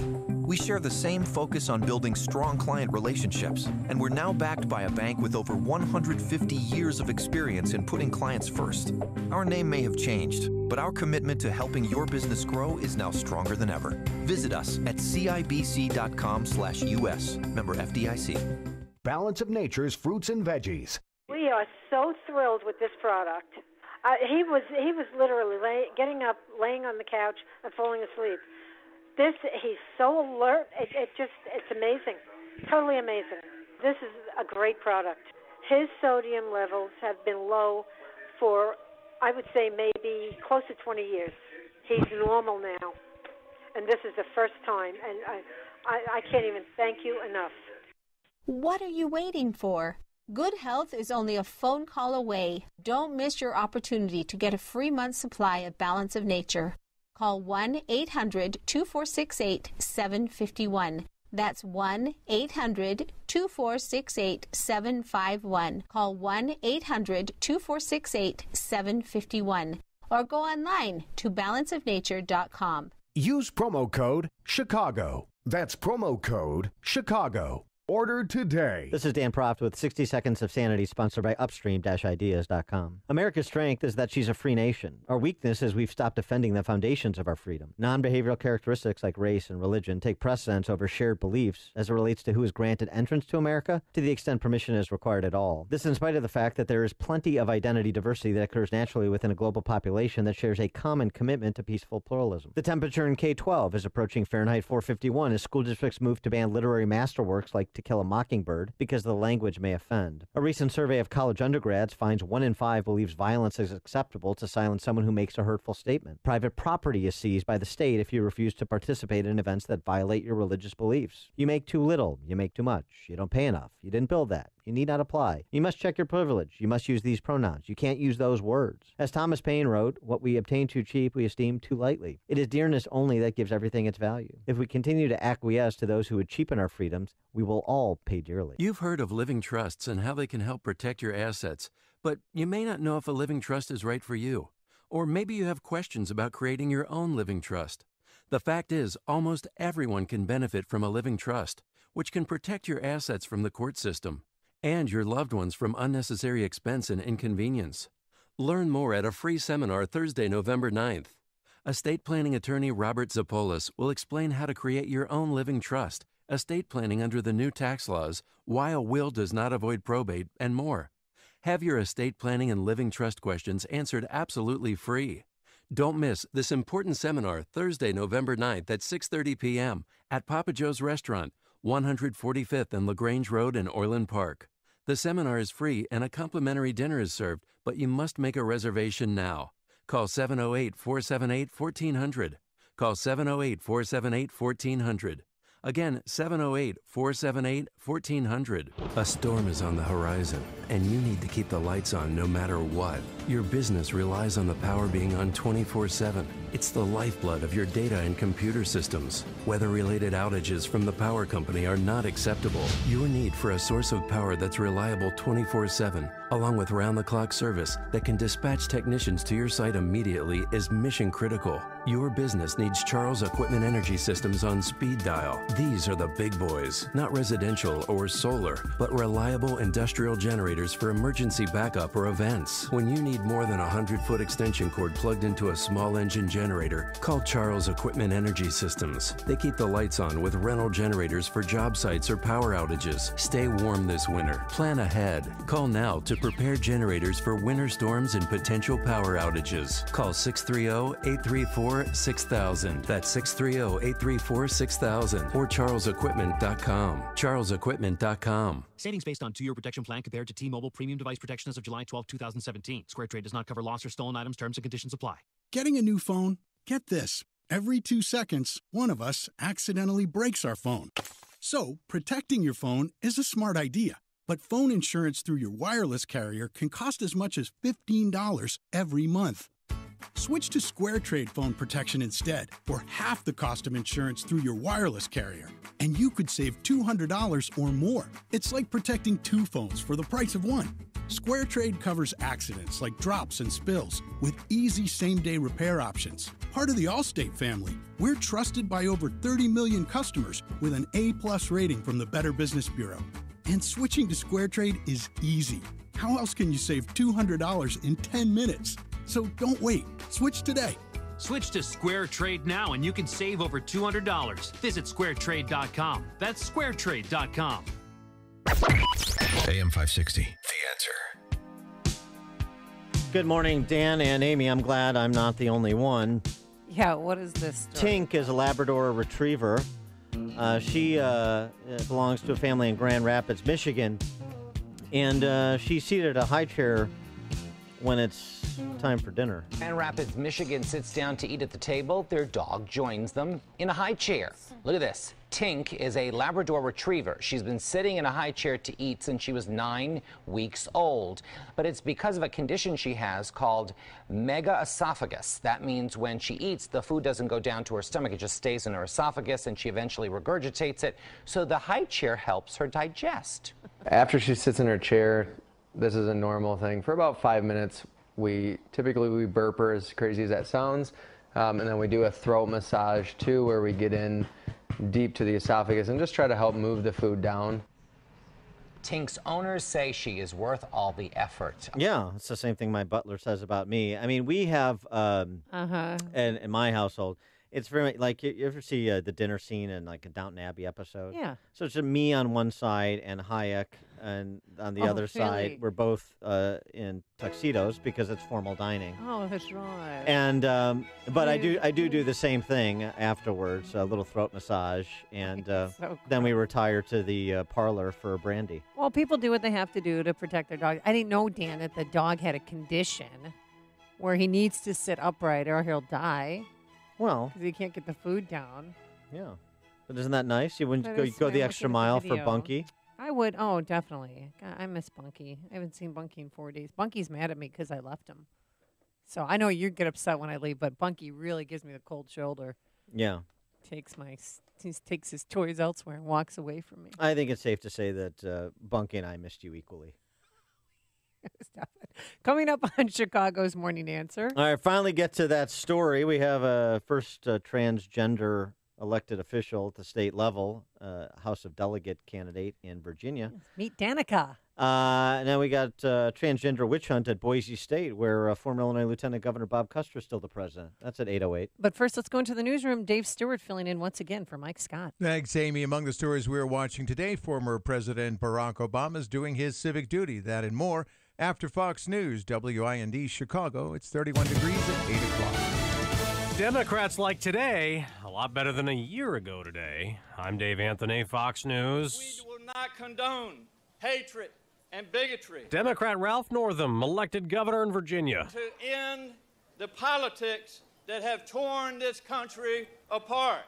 He beat Republican Ed Gillespie by 9 points. Gillespie did not campaign with President Trump, distancing himself publicly while assuming some of the White House's position, as President Trump was quick to fault Gillespie for not embracing him, tweeting from 7,000 miles away, quote, Ed Gillespie worked hard but did not embrace me or what I stand for. That's Fox's Griff Jenkins. A Democrat was elected governor also in New Jersey. Phil Murphy won by 13 points. And Democrats took control of the state Senate in Washington state. One Republican victory of note, John Curtis won a congressional seat in Utah. President Trump has moved on to China, the third country on his Asian trip. Fox's John Decker still back in Seoul, South Korea, live. Hours after aborting his attempt to visit the DMZ, the demilitarized zone, because of bad weather, the president had a direct message for North Korea and its leader, Kim Jong-un. We will not permit America or our allies to be blackmailed or attacked. We will not allow American cities to be threatened with destruction. The president, now in Beijing for a 2-day visit, will press Chinese President Xi to take a harder line on Pyongyang, which depends on China for 90% of its trade. Dave? John, Vice President Pence will go to Southern Springs, Texas today. 26 people were massacred in a church there. 12 survivors remain hospitalized, including Dave Brown's mother. She's laid on the ground the whole time and watched his boots walk up and down. And when Devin Gully got to her pew, the lady to her left, he started shooting her repeatedly. He says she would have been next, but the hero neighbor showed up, started shooting back, ending that rampage. Fox News, fair and balanced. Good morning. It's 33 degrees in Chicago at 8:02 on AM 560. The Answer. For Mike Scott, I'm David Stewart. Mostly sunny and chilly today. We'll see a high of 46. Former President Obama is reporting for jury duty today in Chicago. He's at the Daly Center. Secret Service agents scouted the downtown courthouse yesterday. Anyone with business at the Daly Center can expect heightened security today. Mayor Emanuel blasting President Trump for criticizing Chicago while speaking about the Texas mass shooting. The mayor said the president needs to lead the country and stop pointing fingers. Emanuel's comments are in response to Trump yesterday, who said Chicago has the strongest gun laws in the nation, yet the city is a total disaster. Cook County Commissioner John Fritchie wants county voters to weigh in on whether the state should legalize recreational marijuana. The Chicago Democrats planning to place an advisory referendum on the March primary ballot. State lawmakers sending a series of new laws to Governor Rauner that are supposed to curb the culture of sexual harassment at the State House. Mandatory training would begin in 2018, says State Rep. Barbara Flynn Curry of Chicago. And I think this bill goes a long way to making sure that it's possible for the sun to shine instead of the shadows to prevail when people misbehave around this assembly. Among them are a ban on harassment and a new law that eliminates the statute of limitations on sexual harassment complaints. 2 people considered persons of interest in the Samaje Crosby case are declaring their innocence. The 17-month-old was found dead in April under a couch in her Joliet Township home. In Chicago, grandmother Darlene Crosby and a family friend, Tamika Robinson, denied any wrongdoing, but Darlene said she believes Samaje's mother did have something to do with the child's death. In sports, Raptors over the Bulls 119-114. Cubs right fielder Jason Hayward wins Gold Glove number 5. News and service of Staples. Staples helps you promote your business with print materials like presentations, brochures, postcards, and promotional products designed to impress clients. Now save 20% off printed marketing services orders of $50 or more. Staples, it's pro time. Exclusions apply. It ends December the 2nd. Time now for the AM 560 Business Beat, and from the Fox Business Network, here's Ginny Cosola. From the Fox Business Network, Nissan's summer quarter was disappointing, but not because it wasn't selling enough cars. Nissan had expenses because of a recall and settlement of a lawsuit related to Takata airbags. Nissan is re-inspecting more than 1 million cars in Japan because the initial check turned out to be inadequate. The problem does not involve Nissan cars sold outside Japan. Snap Inc., the parent company of Snapchat, is now partly owned by Chinese investment firm Tencent. The Financial Times says Tencent notified Snap it's been buying shares of the company in recent months. It now owns more than 10% of the company. Snap's recent quarter was disappointing. Sears Holdings says Sears and Kmart stores will be open on Thanksgiving. Most Kmarts will open at 6 a.m. on Thanksgiving Day through 10 p.m. and will reopen at 6 a.m. on Black Friday. With the Fox Business Report, I'm Ginny Cosola. AM 560 News Time, 8:05. Traffic in 2 minutes on AM 560. The Answer. Here at HealthQuest, our high standard of health care doesn't come from a sickness care perspective, and neither should yours. And if you're not as healthy as you should be and you're sick and tired of those health challenges, please call us. As we say here at HealthQuest, don't just stand there, do something. Do something good for yourself. just this one time. This is Dr. David Kobaba. If you're like me and my wonderful HealthQuest staff, well, we know how much you love helping others in this challenging world of ours. Now, if you could raise your level of health and wellness, well then you could be of greater service to those you know and love. What a great perspective, but you've got to put this intention into action. So just don't stand there. Do something. Call our HealthQuest Radio hotline right now, 1-800-794-1855. Do it now for yourself and a better future with higher health. 1-800-794-1855. All money managers may seem pretty much the same. But while some money managers may recommend high commission investment products, Fisher Investments avoids them. Some money managers may have hidden and layered fees. Fisher Investments never does. And while some money managers are happy to earn commissions from you, whether you do well or not, Fisher Investments fees are structured so we do better when you do better. In other words, we're structured to be on your side. Maybe that's why most of our clients come to us from other money managers. Talk with us and find out why so many experienced investors are switching to and staying with Fisher Investments. Fisher Investments, clearly better money management. Investments in securities involve the risk of loss. Visit us at FisherInvestments.com to find out what we can do for you. At 8:07 from the Alarm Detection Systems Traffic Center, here's Jim Talamonte. Thanks, David. Hayden's inbound. It's 26 minutes. Lake Cook to Montrose, how about 35? Kennedy, an hour and 13 minutes. O'Hare to downtown. 42 minutes from Montrose, 31 on the Express. How about 54 to the airport? The Eisenhower. An hour and 33 minutes from 390 to downtown. It's an hour and 10 minutes from Mannheim. How about an hour 6 to 390? Stevenson, an hour and 10 minutes. 355 to Lakeshore Drive. How about 42 minutes? Bryan, 27 minutes, 95th to downtown. Northbound Tri-State delays, 115th to the Hinsdale Oasis after the Reagan Tollway to North Avenue. Eastbound Adams Tollway stop and go lead to the Tri-State. Reagan Tollway slow 25 to Mill and 83 to the Tri-State.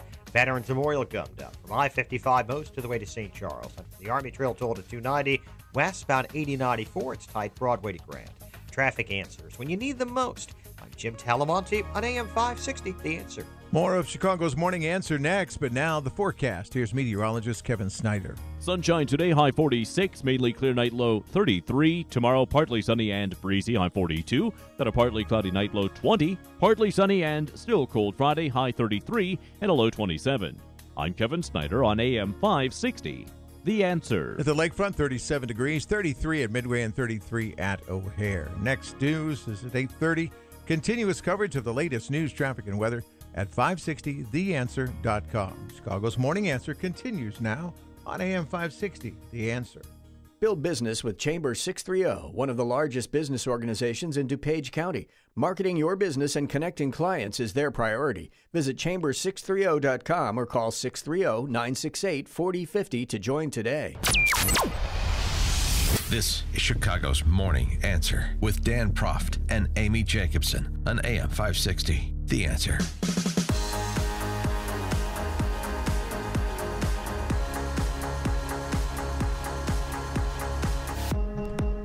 Good morning, Dan and Amy. Boy, once upon a time, one of the things that you get in terms of the value add from this show is actual institutional memory.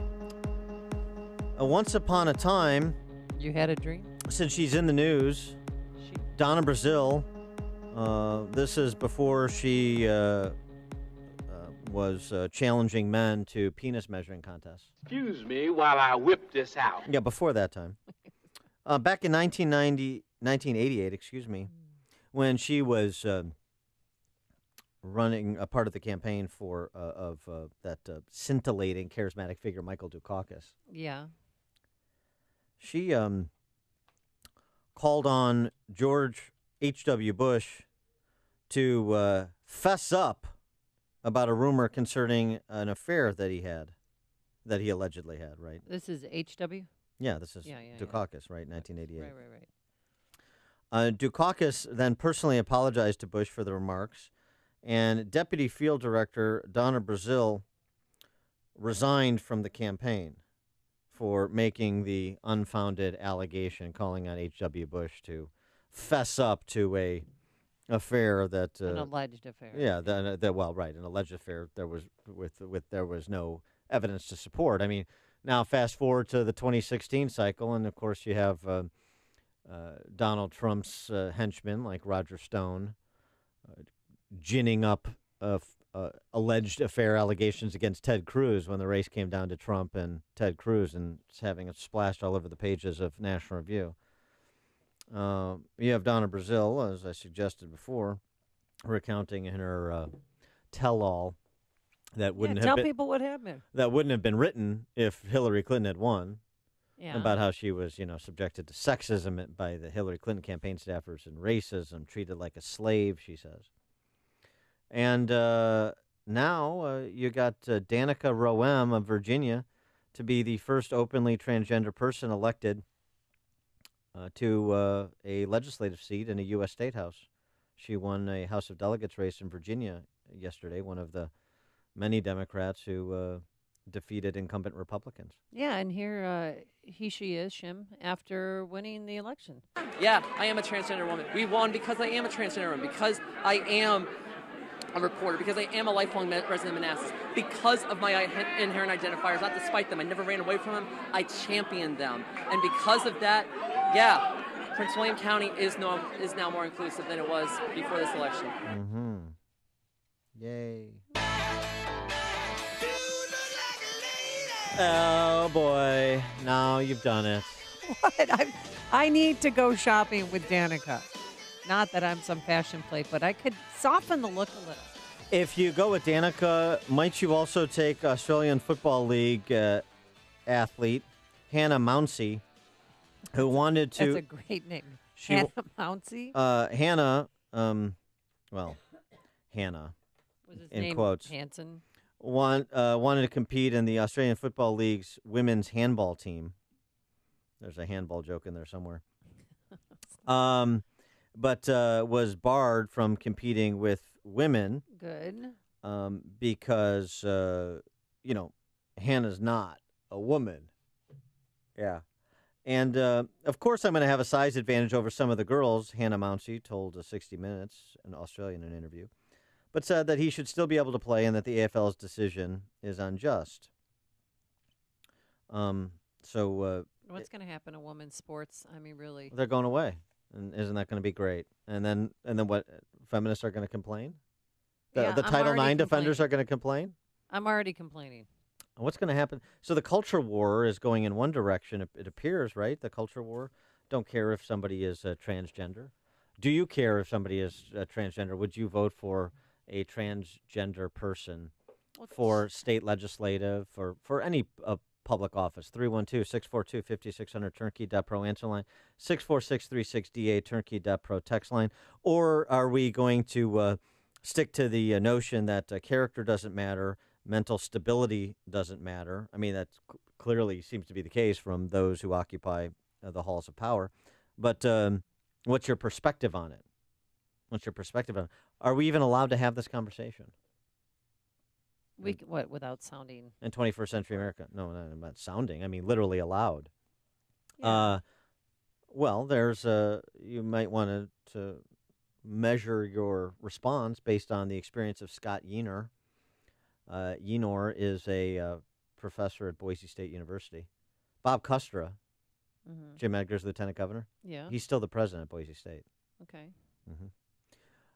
The team with a green, very odd color football field? Correct. Okay. Yeah, you remember. Well, yeah. No, yeah. The sunburn over here. Yenor published a report in 2016 with the Heritage Foundation titled Sex, Gender, and the Origins of the Culture War. The central thesis of his piece, as reported in the Weekly Standard, was that radical feminism's central argument decrying gender boundaries between the sexes, as entirely socially constructed, has led directly to transgenderism's attacks on gender itself as a social construct. And he just wrote an academic paper distilling that and discussing the implications of it. You know, like what we're seeing with women's sports or what we're seeing with bathroom issues. I mean, did you see this? This Texas restaurant Doty's Place Cajun Bar and Grill in Allen, Texas, Mhm. about 25 miles north of Dallas. For their bathrooms, they have Bruce Jenner, the decathlete, on the men's room pictured, and Caitlyn Jenner, the reality star, on the women's bathroom pictured. And so this is drawing all kinds of, oh, that's transphobic and all this blah, blah, blah. So Professor Yenor was on with Tucker Carlson to explain what's happening at Boise State and the implications of it. It seems to be a statement of fact. I mean, it's difficult to imagine what the family could look like if there weren't parental rights and parental authority that parents would have to raise their children the way they see fit. So what kind of response did you get for saying something obvious? Well, I'm not sure that anyone ever read my article, and I've been proud of my administration for always defending my right to write on what I would like and my academic freedom. But at the same time, they've said that I've engaged in hate speech and that I've created an unsafe environment, and that I've been uncivil. And I think that we're beginning to see at Boise State the conflict between a university that's committed to social justice and a university that's committed to rational inquiry. And that, to me, is the slow death of the modern university. Yeah, and it's the slow death of a free society, too. Social justice versus rational inquiry. And obviously that's part of our politics now, too, because that politics is part of our culture. So what's it going to be, social justice or rational inquiry? Yenor goes on to provide the new definition of civility, which means my definition would be electing Danica Roem to the Virginia House of Delegates. Here's his. So I think that's the new definition of civility. It's you have to affirm people in their identity in order to be civil. Whereas the old understanding of civility, which I think fits with a university that's dedicated to rational inquiry, is you can agree to disagree politely with someone. Yeah, that's out. If you the whole kind of distinction, science, of course, the left, the movement for science, right? X, Y, XX, doesn't matter. Does not matter. And you can't hold a position that it does. And just a little bit more layered on here at Boise State, Scott Yenor's experience with the diversity officer at Boise State. Diversity officer? Yeah, this is the Gruppenführer. This is the enforcement thug at universities and in American society in general these days. Yeah, I mean, that's one of the great ironies, Tucker, that that Boise State, for instance, has recently hired a diversity inclusion officer, and he is one of the primary people behind denouncing me in public. He's blamed my articles for Charlottesville and genocide and called me a neo-Nazi. But what the effect of that is to make people without tenure and without the protections that come with an academic job less likely to speak, less likely to engage in ideas. And that's the diversity officer at the university. So the diversity officer is demanding conformity, and no one sees that as Orwellian or totalitarian. Yeah. No. So, yeah, sure. Take that title away, diversity officer. Brandeis Conform or die officer. Yeah. That's what You it will, it's the Borg. You will be assimilated. Resistance is futile. Brandeis University, named after Louis Brandeis, right? Mm-hmm. Who observed, among other things, that sunlight is the best disinfectant. And the cure for speech you don't like, the cure for so-called offensive speech, is more speech, not enforced silence. Those were the views of Louis Brandeis, after whom Brandeis University is named. This is the same university that uninvited Ayaan Hirsi Ali from giving the commencement there because she is not a sympathizer to radical Islamic terror. Also, canceled 2 plays. Brandeis University canceled a play that criticized Black Lives Matter because that is a organization that is beyond reproach, that is a sacred cow that cannot be parodied because that's not civil. Also, how about this for some of our older friends in the listening audience? Lenny Bruce. The Did provocative. he star with Maureen O'Hara in a movie? He was that I didn't see. He played Peter Brady, according to you. Lenny Bruce, of course, the great stand-up comedian, Yes. provocateur. Actually, was convicted of obscenity charges in the 60s. Oh my gosh. So his whole career was pushing the envelope of social mores and fully exercising his free speech rights. there was a play, Buyer Beware, written by a Brandeis alumnus, Michael Weller, that was scheduled to be put on by the university's theater department this month. But because of backlash from students and alumni who organized against the play, faculty members have now postponed it. Weller decided to take the production elsewhere as a result. I mean, those that were challenging the established order, social mores in the 60s, where so much of these individuals who are now in charge of universities and the professorate of the administrative hierarchy came out of, Lenny Bruce is now verboten. And obviously Black Lives Matter can only be celebrated. That's the society.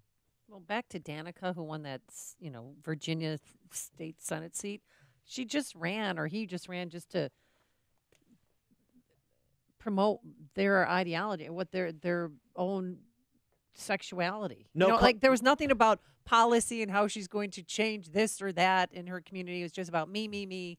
Look at me. We did it. We've accomplished something. Well, what are you going to do? I didn't follow the race specifically. There were purportedly there were some discussions of issues like traffic congestion in this district and local issues and other state issues, health care issues, and so forth. She outraised the Republican incumbent nearly 3-1, $500,000 in donations. It's a lot of money for a House delegate race. Much of it coming from LGBT advocates and other supporters across the country. Of course, this race was nationalized because he is a poster child for eliminating gender, for gender fluidity. And that's what the left is good at. They're good at prosecuting the culture war, and Republicans tell conservatives, we're not going to prosecute the culture war, we're going to surrender. But we're somehow going to win, and we're going to make this a freer and better society just by sort of maybe at some point reducing marginal income tax rates. Yeah. Okay. Sean from Elmwood Park, you're on Chicago's Morning Answer. Dan, listen, now I know you're doing the show, and I'm kind of learning what it's like to do a show, but when you're listening to this show, just in its totality, from Amy Jacobson holding her Bible in her hand, willing to whack assailants in the back of their head, to Stephen Moore finding out he can't write off his alimony payment, to Donald Trump saying the problem with this guy is he didn't embrace me. This is a comedy show, and now you go to the guy who won public office, the transgender guy who doesn't even make the effort to sound like a woman, and the people that elected him. All I keep thinking about is that first meeting where the guy calls everybody in order and says, "Hey, you in the miniskirt with your testicles hanging out. Any more good ideas?" I mean, it's just insanity. What is going on? I'm loving it. A piece of me is loving it. It's like when Donald Trump says, "How's my hair look?" "Oh, it looks wonderful, Mr. President." I mean, it is truly one big Saturday Night Live skit. Thanks for the call, Sean. Well, I mean, that's what politics is, as Ambrose Bierce properly defined in the Devil's Dictionary. A strife of interests masquerading as a contest of principles. Don't see a lot of principles at stake in most of these discussions, at least not from the participants. We try and infuse some of that in here, but you don't otherwise see it, do you? It's what Chicago is talking about. It's Chicago's Morning Answer with Dan and Amy on AM 560. The Answer. Did you know 40% of all cancer could be prevented? That's a fact. Along with maintaining appropriate body weight and regular exercise, the American Institute for Cancer Research and the USDA confirm that eating 9 to 11 servings of fruits and vegetables every day is the key. Now ask yourself, am I at risk? How many servings of fruits and vegetables did I eat today? Balance of Nature has solved this problem and provides an easy and affordable way to consume over 10 servings of 31 different whole fruits and vegetables every day. Call now to find out how to get your free month's supply of Balance of Nature. Call 800-2468-751. That's 800-2468-751. Call now, 800-2468-751. Or go online to balanceofnature.com. Use promo code CHICAGO. Got your head in the IT cloud? How are things in there? Confusing? When your business is considering the location for your precious data, or if you're already using the cloud and can't seem to navigate through, Turnkey IT is ready to clear things up. You need to be ready. It's estimated that by 2020, over 78% of all small businesses will be partially or totally using the cloud. The truth is, it's great for everyone in some way, but in what way for you? Turnkey IT can help your business understand the cloud and help you utilize it safely and securely. And sure, you may already be using Office 365, but there's so much more that the cloud can do. Turnkey IT is eager to educate you on what's best for your business. And don't forget, if you're frustrated by the lack of responsiveness or the high cost of your current IT company, Turnkey can help with that too. Clear up the cloudiness when it comes to the latest technology. Be sure your business is current. Visit turnkey.pro to make contact today. Turnkey.pro. Are you stuck in a bad home mortgage? Well, join the club that has about 10 million other American families. But I may be able to help you. My name is Lou Bridges. I'm an attorney with the law firm of Lou Bridges & Associates. We've been helping distressed homeowners like you for over 8 years now. Give us a call. We provide free consultations. I guarantee you it will not be a sales pitch.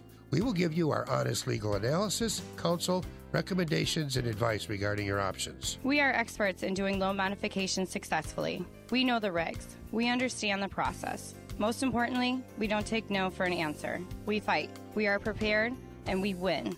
We save houses. We make houses affordable. So if you want to keep your house affordable, contact us. Go to bridgeslaw.net or call 224-513-1231.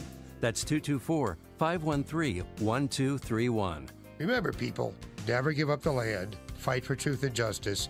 You do that, I guarantee you'll never be alone in this country. The IRS doesn't mess around. They can take your paycheck and bank accounts too, even threaten your home or business. If you owe back taxes, call Optima Tax Relief. Optima has access to a special IRS program called the Fresh Start Initiative, and their clients that qualify are saving thousands, even tens of thousands. Optima is A-rated with the Better Business Bureau. Don't delay. Call now for your free consultation. Call 800-364-9188. 800-364-9188. Optima Tax Relief. This is a court-ordered notice. Current and former Honda and Nissan owners or lessees can receive payments and other benefits from a legal settlement related to allegedly defective Takata airbags in their vehicles. To see if your vehicle is included and to file a claim, go to autoairbagsettlement.com or call 1-888-735-5596. That's autoairbagsettlement.com or 1-888-735-5596. AM 560, The Answer. Speaking of culture and picking up on our discussion yesterday about Shelby Steele's speech before the Heritage Foundation, this is interesting. The wife of a Tampa Bay Buccaneers cornerback, Brent Grimes is the Bucs cornerback. Her name is Miko Grimes. She tells a story of what actually happened in terms of how Derek Carr, the quarterback for the Raiders, got injured. It had to do with protesting the anthem. Listen to Miko Grimes. I aired something on my podcast that a lot of people don't know, but the reason Derek Carr got injured is because the Raiders' offensive line allowed him to get injured because he was against them protesting. And they had a fight in the locker room before that Monday night game in the Red. Yes, I got the tea, baby. They were fighting in the locker room, and that's the only all-black offensive line in the NFL is the Raiders. Now, I've seen stuff like that in movies. That happens in real life? That happened in real life. It just happened. So they were in the locker room. Derek Carr is a Bible thumper to the fullest. And so he was basically trying to force the players to read the Bible before the game and do all this stuff. And they were like, no, that's you. And so he was so upset about it when the whole offensive line was saying they were going to kneel. He was like, I'm not, no. You're not kneeling. No, this is America. You're going to stand for the flag and blah, blah, blah. And they're going to fight in the locker room. So when they came out to play, they basically had a plan like, you know what?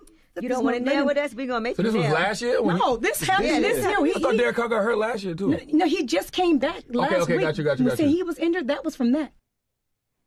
Derek Carr, who's on the shelf for a fracture in his back. He's on my fantasy team, too, so I don't appreciate it on a number of levels. So that's why we're doing this story. Exactly. He's costing you money. I got a bone to pick with the Oakland Raiders offensive line if what Miko Grimes says is correct. But how about that? How much is the culture war dividing a quarterback and his offensive line, allegedly? Yeah. We're going to pick up the discussion of the culture war and people that are going to try and advance the flag for the institutions we know that work, like marriage and family. When Scott Phelps, the executive director of the Abstinence and Marriage Education Partnership, joins us at 8:38. And later, a lesbian woman says she's going to die alone because of what? We'll tell you why. But first, let's go into the newsroom.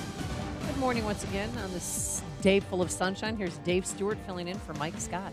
Thanks, Amy. Thanks, Dan. It's 33 degrees in Chicago now at 8:31 on AM 560. The Answer. Mostly sunny and chilly today. We will see a high of 46 or so. President Trump being criticized for using his South Korea visit and appearance in the nation's National Assembly to promote his New Jersey golf course. The Women's U.S. Open was held this year at Trump National Golf Club in Bedminster, New Jersey. Critics say is one more example of the New York businessman misusing his presidential power to promote his personal brand. Democrats celebrating big wins in the governor's races in Virginia and New Jersey. Virginia Lieutenant Governor Ralph Northam cruised to victory over Trump-endorsed Republican National Chairman Ed Gillespie. In New Jersey, Democrat Phil Murphy ran away from Republican Lieutenant Governor Kim Guadagno. A new report suggests the man who killed 26 people inside a South Texas church also went to an event there 3 days before the shooting. The San Antonio Express News reports Devin Patrick Kelly went to the church's Fall Fun Festival 5 days before Sunday's attack. Mayor Emanuel joined local officials and residents of Woodlawn to celebrate the first market-rate units of rental housing to be constructed in Woodlawn in more than 40 years. The 24 Trianon Loft apartments are part of a public-private effort to restore housing and commercial vitality to the area. Talked about this loft, the other housing down the street, the new L station, Metro Squash, a new grocery store. If I'm not mistaken, about 100,000 square feet of retail with all the jobs in the community. Federal funds and private investment, the so-called Preservation of Affordable Housing program has created 6 new buildings along Cottage Grove.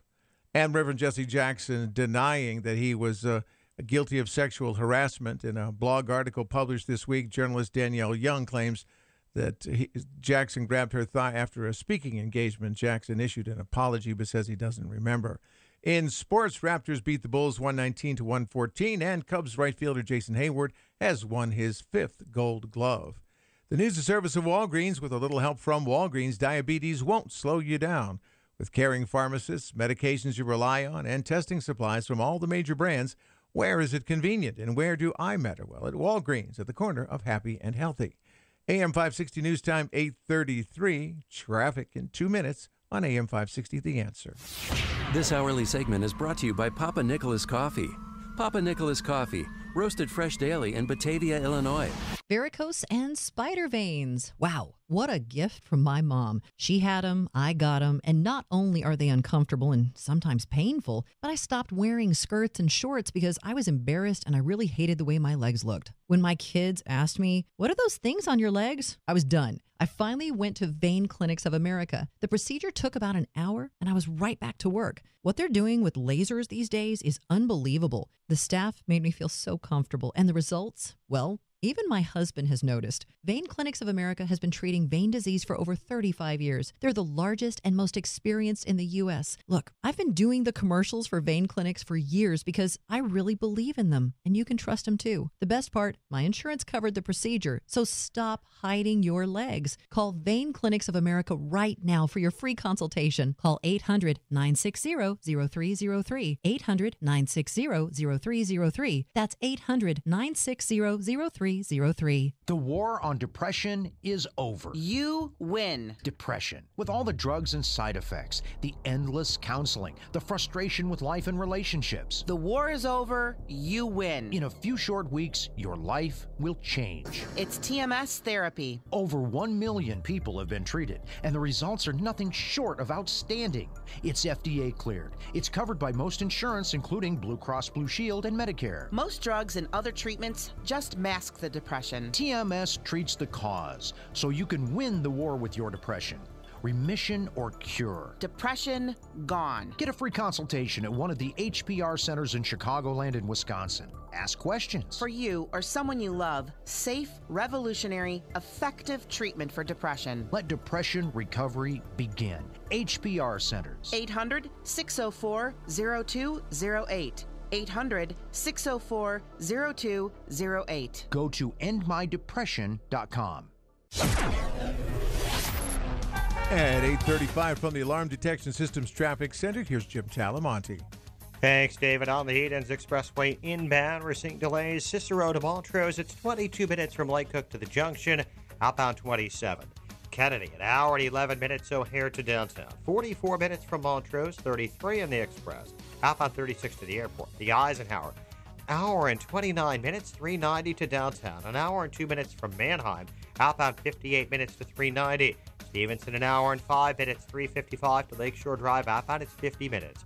Ryan, 28 minutes, 95th to the Loop. I-57, 36 minutes, I-80 to the Merge. Bishop Ford, 33.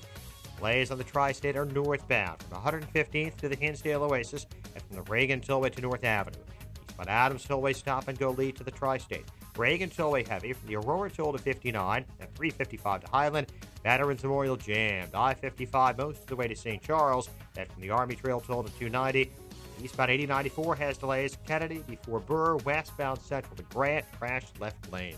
Traffic answers when you need them most. I'm Jim Talamonte, AM 560, The Answer. More of Chicago's Morning Answer next, but now the forecast. Today, mostly sunny but chilly with a high of 46. Clear to partly cloudy tonight, down to 33. Partly sunny and breezy tomorrow with a high of 41. Right now, 33 degrees at O'Hare. Next news, 9 o'clock. Continuous coverage of the latest news, traffic, and weather at 560theanswer.com. Now, more of Chicago's Morning Answer on AM 560, The Answer. This hourly segment is brought to you by the Money Hour Radio Show, Saturday afternoons at 3 on AM 560, The Answer. Brought to you by Pearshell Financial Group. When you've got questions, he always has an answer. It's Sean Hannity, this afternoon at 2, right before Joe Walsh at 5 on AM 560, The Answer. Morning, Dan and Amy. Well, we reported earlier this week, Teen Vogue. That outlet is gone. Apparently, there wasn't as much of a marketplace to market the do's and don'ts of sodomy to teenage girls as Teen Vogue thought. Not kidding. That's what they did, among other things. Yeah. So the sexualization of children. That's something apparently to be celebrated in certain quarters, although, as I said, maybe not as many quarters as the cultural Marxists would like to believe, per Teen Vogue's economic fate. On the other side, this is a program that I think, an approach that parents like, but I think they're afraid to speak up and support it. This is one of the arguments that Charles Murray makes in his book about the changing social mores around family, that successful people don't preach what they practice. In other words, they don't preach intact two-parent family, teaching their children to be responsible sexually, and to do things like get married before you have children. You know, crazy things like that. Crazy things. You know, the things that if you do, you have a 99% chance of never living in poverty. Getting a high school diploma, not committing a crime, and having children after you get married. If you can manage those three, is that too much to ask for civil society, for our expectations for young people, in terms of a virtual guarantee that they will be independent adults that can pursue success in their own terms? Well, consistent with that is a project here in Illinois, the Abstinence and Marriage Education Partnership. And they're launching a program in Illinois to teach, as the subject suggests, the name of the organization suggests, abstinence and marriage and the importance of family and responsible decision-making for young people.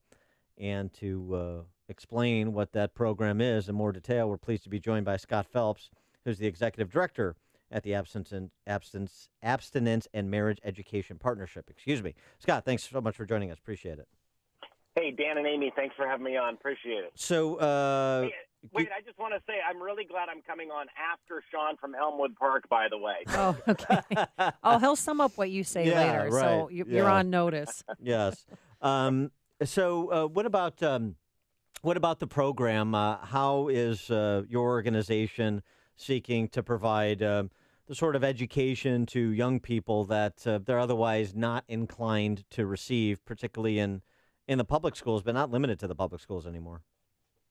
Yeah, no, you summed it up beautifully with the lead in, Dan, and that is, we're just passionate that kids today would at least have the opportunity to learn about the benefits of marriage and family. That's all. And so what we want to do is go in and help young people understand that, hey, listen, if you simply can reserve sexual activity and childbearing for marriage, you're going to do a whole lot better than you're going to do otherwise. And so we think that's just a critical message. In our mission statement, Dan and Amy, is that every single teenager in the United States would have the opportunity, keyword, opportunity, to hear a clearly reasoned, positive presentation on the benefits of abstinence into marriage and instruction on preparing for a healthy future marriage. Believe it or not, that's not a message that they're getting. And we think they ought to get it and have the opportunity to consider that. Well, should it be part of a school's curriculum? I mean, I took marriage and family, and we had somebody come and talk about abstinence, and I thought that was wonderful. Yeah, no, thank you. But it's more than that, though. I think that's great, Amy, but it's more than that. It's that we believe that this should be a foundational message rather than what it typically is, we have a speaker come in to say something about that. Mm-hmm. We think this should be the primary emphasis, and we're actually seeking to reinstitutionalize as a foundational message that waiting until marriage is the safest, healthiest, best choice for you. It's interesting to me, listening to your previous discussion on the transgender issue, how much of that is actually coming through our schools. And see, sex education programs have really been sowing the seeds of this for years. Planned Parenthood, that is the largest provider of abortions in America, is also the largest provider of sex education programs, and it's filled with all that kind of sexual dysfunction. Scott, that's the primary message in our schools. Scott, this isn't 18th century America anymore. Kids are going to do it anyway. We need to make sure it's safe. We just need to give them condoms and teach them to be responsible in that way with behavior they're going to do anyway, and stop with all of this tilting at windmills like kids are going to choose abstinence and exercise restraint. Yeah, and that's the groupthink that we're constantly coming up against. Of course, the problem with that is the facts. And the facts are completely contrary to what the groupthink is, right? So that, for example, according to the CDC, 70% of high school students in America are not sexually active. So the idea that they're all going to do it anyway simply isn't factually true. And we just believe that it's really, really critical to give these kids a message, A, to encourage them on the path that they're already on, and then to help them understand how staying on that path is going to benefit them in a number of ways. I think it's really critical. One of our partners working with us is a former principal in the Chicago Public Schools. He was there for 40 years teaching kids and being a principal. He says it this way. He says, Scott, in my 40 years in teaching the Chicago Public Schools, most of the kids we talk to say no one has ever talked to us or encouraged us to save sex for marriage. It's not a message that kids are getting. And so what animates us, what drives us, is the passion that we think that kids should at least get to hear about why waiting until marriage matters and how it can be helpful for them. And listen, the kids eat it up. The problem isn't the kids. The problem is the smart people. The problem is the people who are too sophisticated to give kids very basic information. And what's really sad and kind of crazy to think about is all that sexual dysfunction that you were talking about on the previous segment. That has become, in many ways, the primary messaging of sex education in our schools. And think about this. Saving sex till marriage, what was always a social norm up until the time of the sexual revolution, is now the alternative. We're the alternative message. Like Amy said, some strange person will come in and talk to us about it. Yeah, you're the rebel. That's it should make you got to try and make it cool. Well, so what about this though? I mean, the context of your practicum. I mean, what are we hearing from Hollywood and all those people, in most cases rightly, wringing their hands over what we've discovered about so many of the leading lights of Hollywood? What about what we're hearing coming out of state houses, including our own here in Illinois, in major media outlets? Isn't this about not objectifying women? Isn't that with the feminist message? We don't objectify women. We don't just treat them as sexual objects. Isn't that what we're hearing about those who would otherwise want to combat the culture of harassment where it exists? And so doesn't that comport with your message? Yeah, well, and there's so many contradictory messages out there. And so what we're really wanting to do is give kids a sense of context for all these sexual messages. Kids are just inundated with sexual messages and imagery everywhere. TV, internet, phone, school, everywhere. And what we want to do is really provide a ballast for them. We want to help them have a context to understand that sex isn't a bad thing. Our message isn't sex is bad, don't have sex. We're not saying that. We're saying sex is a beautiful thing. It's a wonderful thing. In the context of a marriage relationship where it's safe and protected, it can be fantastic. But you don't even understand that because no one's ever even talked to you about that. You know what a girl said at Taft High School years ago when we did a presentation? I've never forgotten it. She wrote it down on her evaluation form. She said this. She said, I think saving sex for marriage is a great idea. I never thought of that before. That's what I want to do. Ding, ding, ding, ding, ding. This girl represents a generation of kids who haven't rejected the abstinence message. They've never heard it. It's like we just landed from Mars, and they're like, wait, what? Could you say that again? See, kids are very responsive to this because it rings true to them, and they're like, so this is the message I've been waiting to hear all my life. It's fantastic. Wow. So do you think that, society, that we're doing a poor job of, like, we're promoting homosexuality, we're promoting transgender, because now that's the new thing, because no one even knew what a transgender person was until Caitlyn Jenner came along, really. No, I Renee did. Richards. Well, but I'm saying the younger generation. Well, and don't you think that it's real when you say we're promoting, it's really, this media complex culture that takes these very, very rare and incidental situations and blows them into the media air and fans them and makes them larger than life.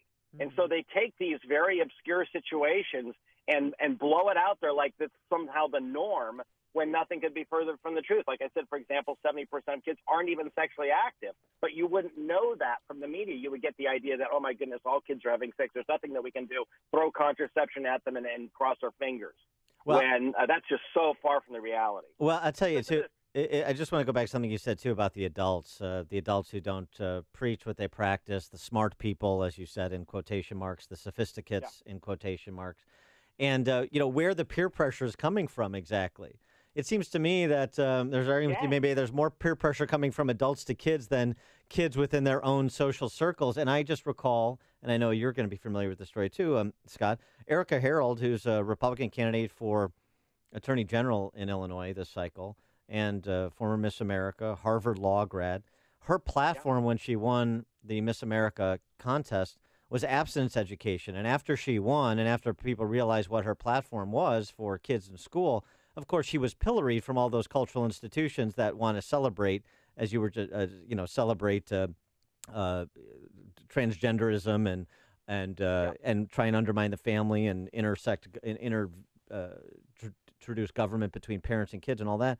So, but it's sort of an important thing to point out, and I just wonder if that's an angle of instance with the kids. It's almost like, the adults don't have everything right. When you guys are talking amongst yourselves and you think that this makes sense for you, don't doubt yourself about that. Yep.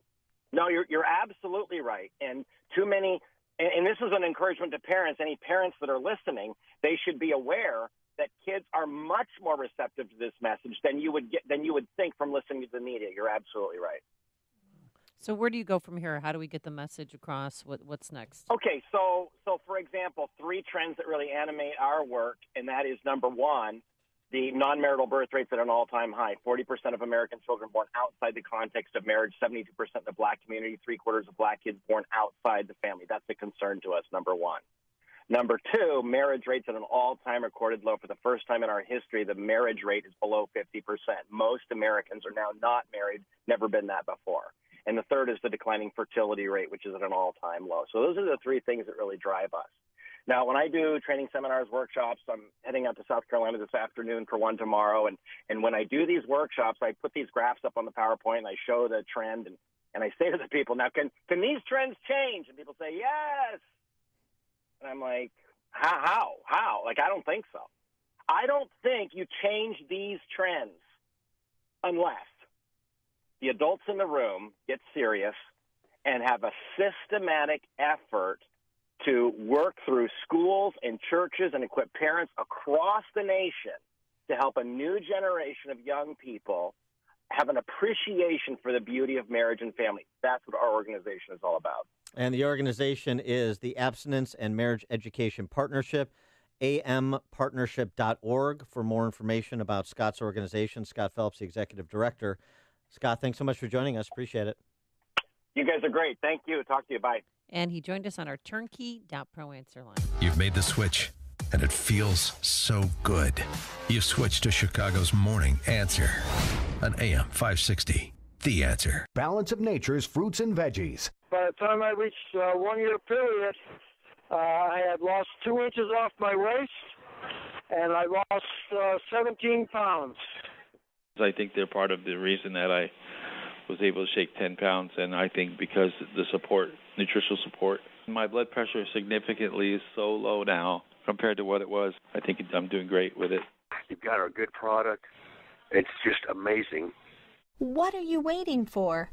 Good health is only a phone call away. Don't miss your opportunity to get a free month's supply of Balance of Nature. Call 1-800-2468-751. That's 1-800-2468-751. Call 1-800-2468-751. Or go online to balanceofnature.com. Use promo code Chicago. That's promo code Chicago. Order today. Upstream-ideas.com, premium content that complements what we do on this show each morning. Long-form interviews with opinion leaders and policymakers. This week on Against the Current, Kevin Williamson from National Review Online. 60 seconds of sanity commentaries from me, 2-minute warnings from Pat Hughes at Illinois Opportunity Project. Podcast of our Illinois Rising program covering state policy and politics that airs on these airwaves Sundays at 3 p.m., as well as Follow the Logic Man on the Street segments. And don't forget our sister site, defendhomeowners.com. Defendhomeowners.com, free property tax report on your home, where you pay the highest property tax in the nation, how it's affecting home value, and the ability to download a petition to help us gather signatures for an advisory question on the 2018 ballot that would encourage the General Assembly to adopt the Indiana model of property taxation, which would reduce your property taxes and return your home equity overnight. All of the property tax info is at defendhomeowners.com, and everything else, upstream-ideas.com. Savings based on 2-year protection plan compared to T-Mobile premium device protection as of July 12, 2017. Square Trade does not cover lost or stolen items. Terms and conditions apply. Getting a new phone? Get this. Every 2 seconds, one of us accidentally breaks our phone. So, protecting your phone is a smart idea. But phone insurance through your wireless carrier can cost as much as $15 every month. Switch to Square Trade phone protection instead for half the cost of insurance through your wireless carrier. And you could save $200 or more. It's like protecting 2 phones for the price of 1. Square Trade covers accidents like drops and spills with easy same-day repair options. Part of the Allstate family, we're trusted by over 30 million customers with an A+ rating from the Better Business Bureau. And switching to Square Trade is easy. How else can you save $200 in 10 minutes? So don't wait. Switch today. Switch to Square Trade now and you can save over $200. Visit squaretrade.com. That's squaretrade.com. Ever wonder how marketing got so complicated? When you're a large company with a national presence, you expect things like the execution of marketing materials, displays, and branded merchandise to just work. But marketing departments are buried in figuring out how to get displays to stores while fielding calls from frustrated customers and salespeople, instead of focusing on the next big idea to stay ahead of the curve. It's tough to grow a business that way. Madden has a different method. They take on the day-to-day project management, procurement, logistics, and customer service, letting your team focus on innovation. Madden is the expert in promotional marketing and merchandising. They take the most complex campaigns and make them simple to execute and manage. And it can save you up to 35% in total process improvement for your marketing and supply chain. Get in touch with Madden today and make your complex promotions and marketing campaigns simple. It's time to get focused. All the info you need to get started is at Madden.com. Madden.com. Hey, you've heard how Automated Systems excels at assisting companies with systems integration and FDA compliance, but they're also a staffing leader. They supply handpicked elite leadership, subject matter experts, and proven technical professionals in engineering, quality control, and FDA compliance to support the life sciences field in executing mission-critical projects. ASI provides highly specialized pros to deliver projects on time and budget. Don't pay a lot more to a big consulting firm, and don't trust the big temp agencies to supply the talent you need. Call Laz, my friend Laz at Automated Systems, when failure isn't an option. ASI is retained by all of Chicagoland's Fortune 500 life sciences companies, from big pharma to startups, and excel through a culture of excellence in execution. For a staffing, compliance, or automation evaluation, call Laz now at Automated Systems at 844-HIRE-ASI or visit AutomatedSYS.com. That's 844-HIRE-ASI or AutomatedSYS.com. Need a CPAP? Then we need you. We're CPAP.com, and we carry popular brands of CPAP equipment, including ResMed, Respironics, and more. To move inventory, we're selling some of our ResMed CPAP machines at prices lower than you would think. Call now to learn more about these affordable ResMed CPAPs. We'll even provide free shipping on your ResMed machine order, so you'll get it fast. Call 1-800-700-3181. The best part? No insurance needed. Our CPAPs are priced so low they can even cost less than your copay and deductible through insurance. CPAP.com has shipped over 1 million orders and carries a large inventory of sleep apnea equipment. With little retail overhead and no middlemen, we're the best way to get comfortable, effective sleep apnea equipment at incredibly low prices. Again, CPAP.com has a large inventory of ResMed CPAPs and is offering free shipping on these devices. Call now for these great deals and others. Call 1-800-700-3181. If lines are busy, please try again. That's 1-800-700-3181. Hey guys, Ken here from the hit podcast Today's Growth.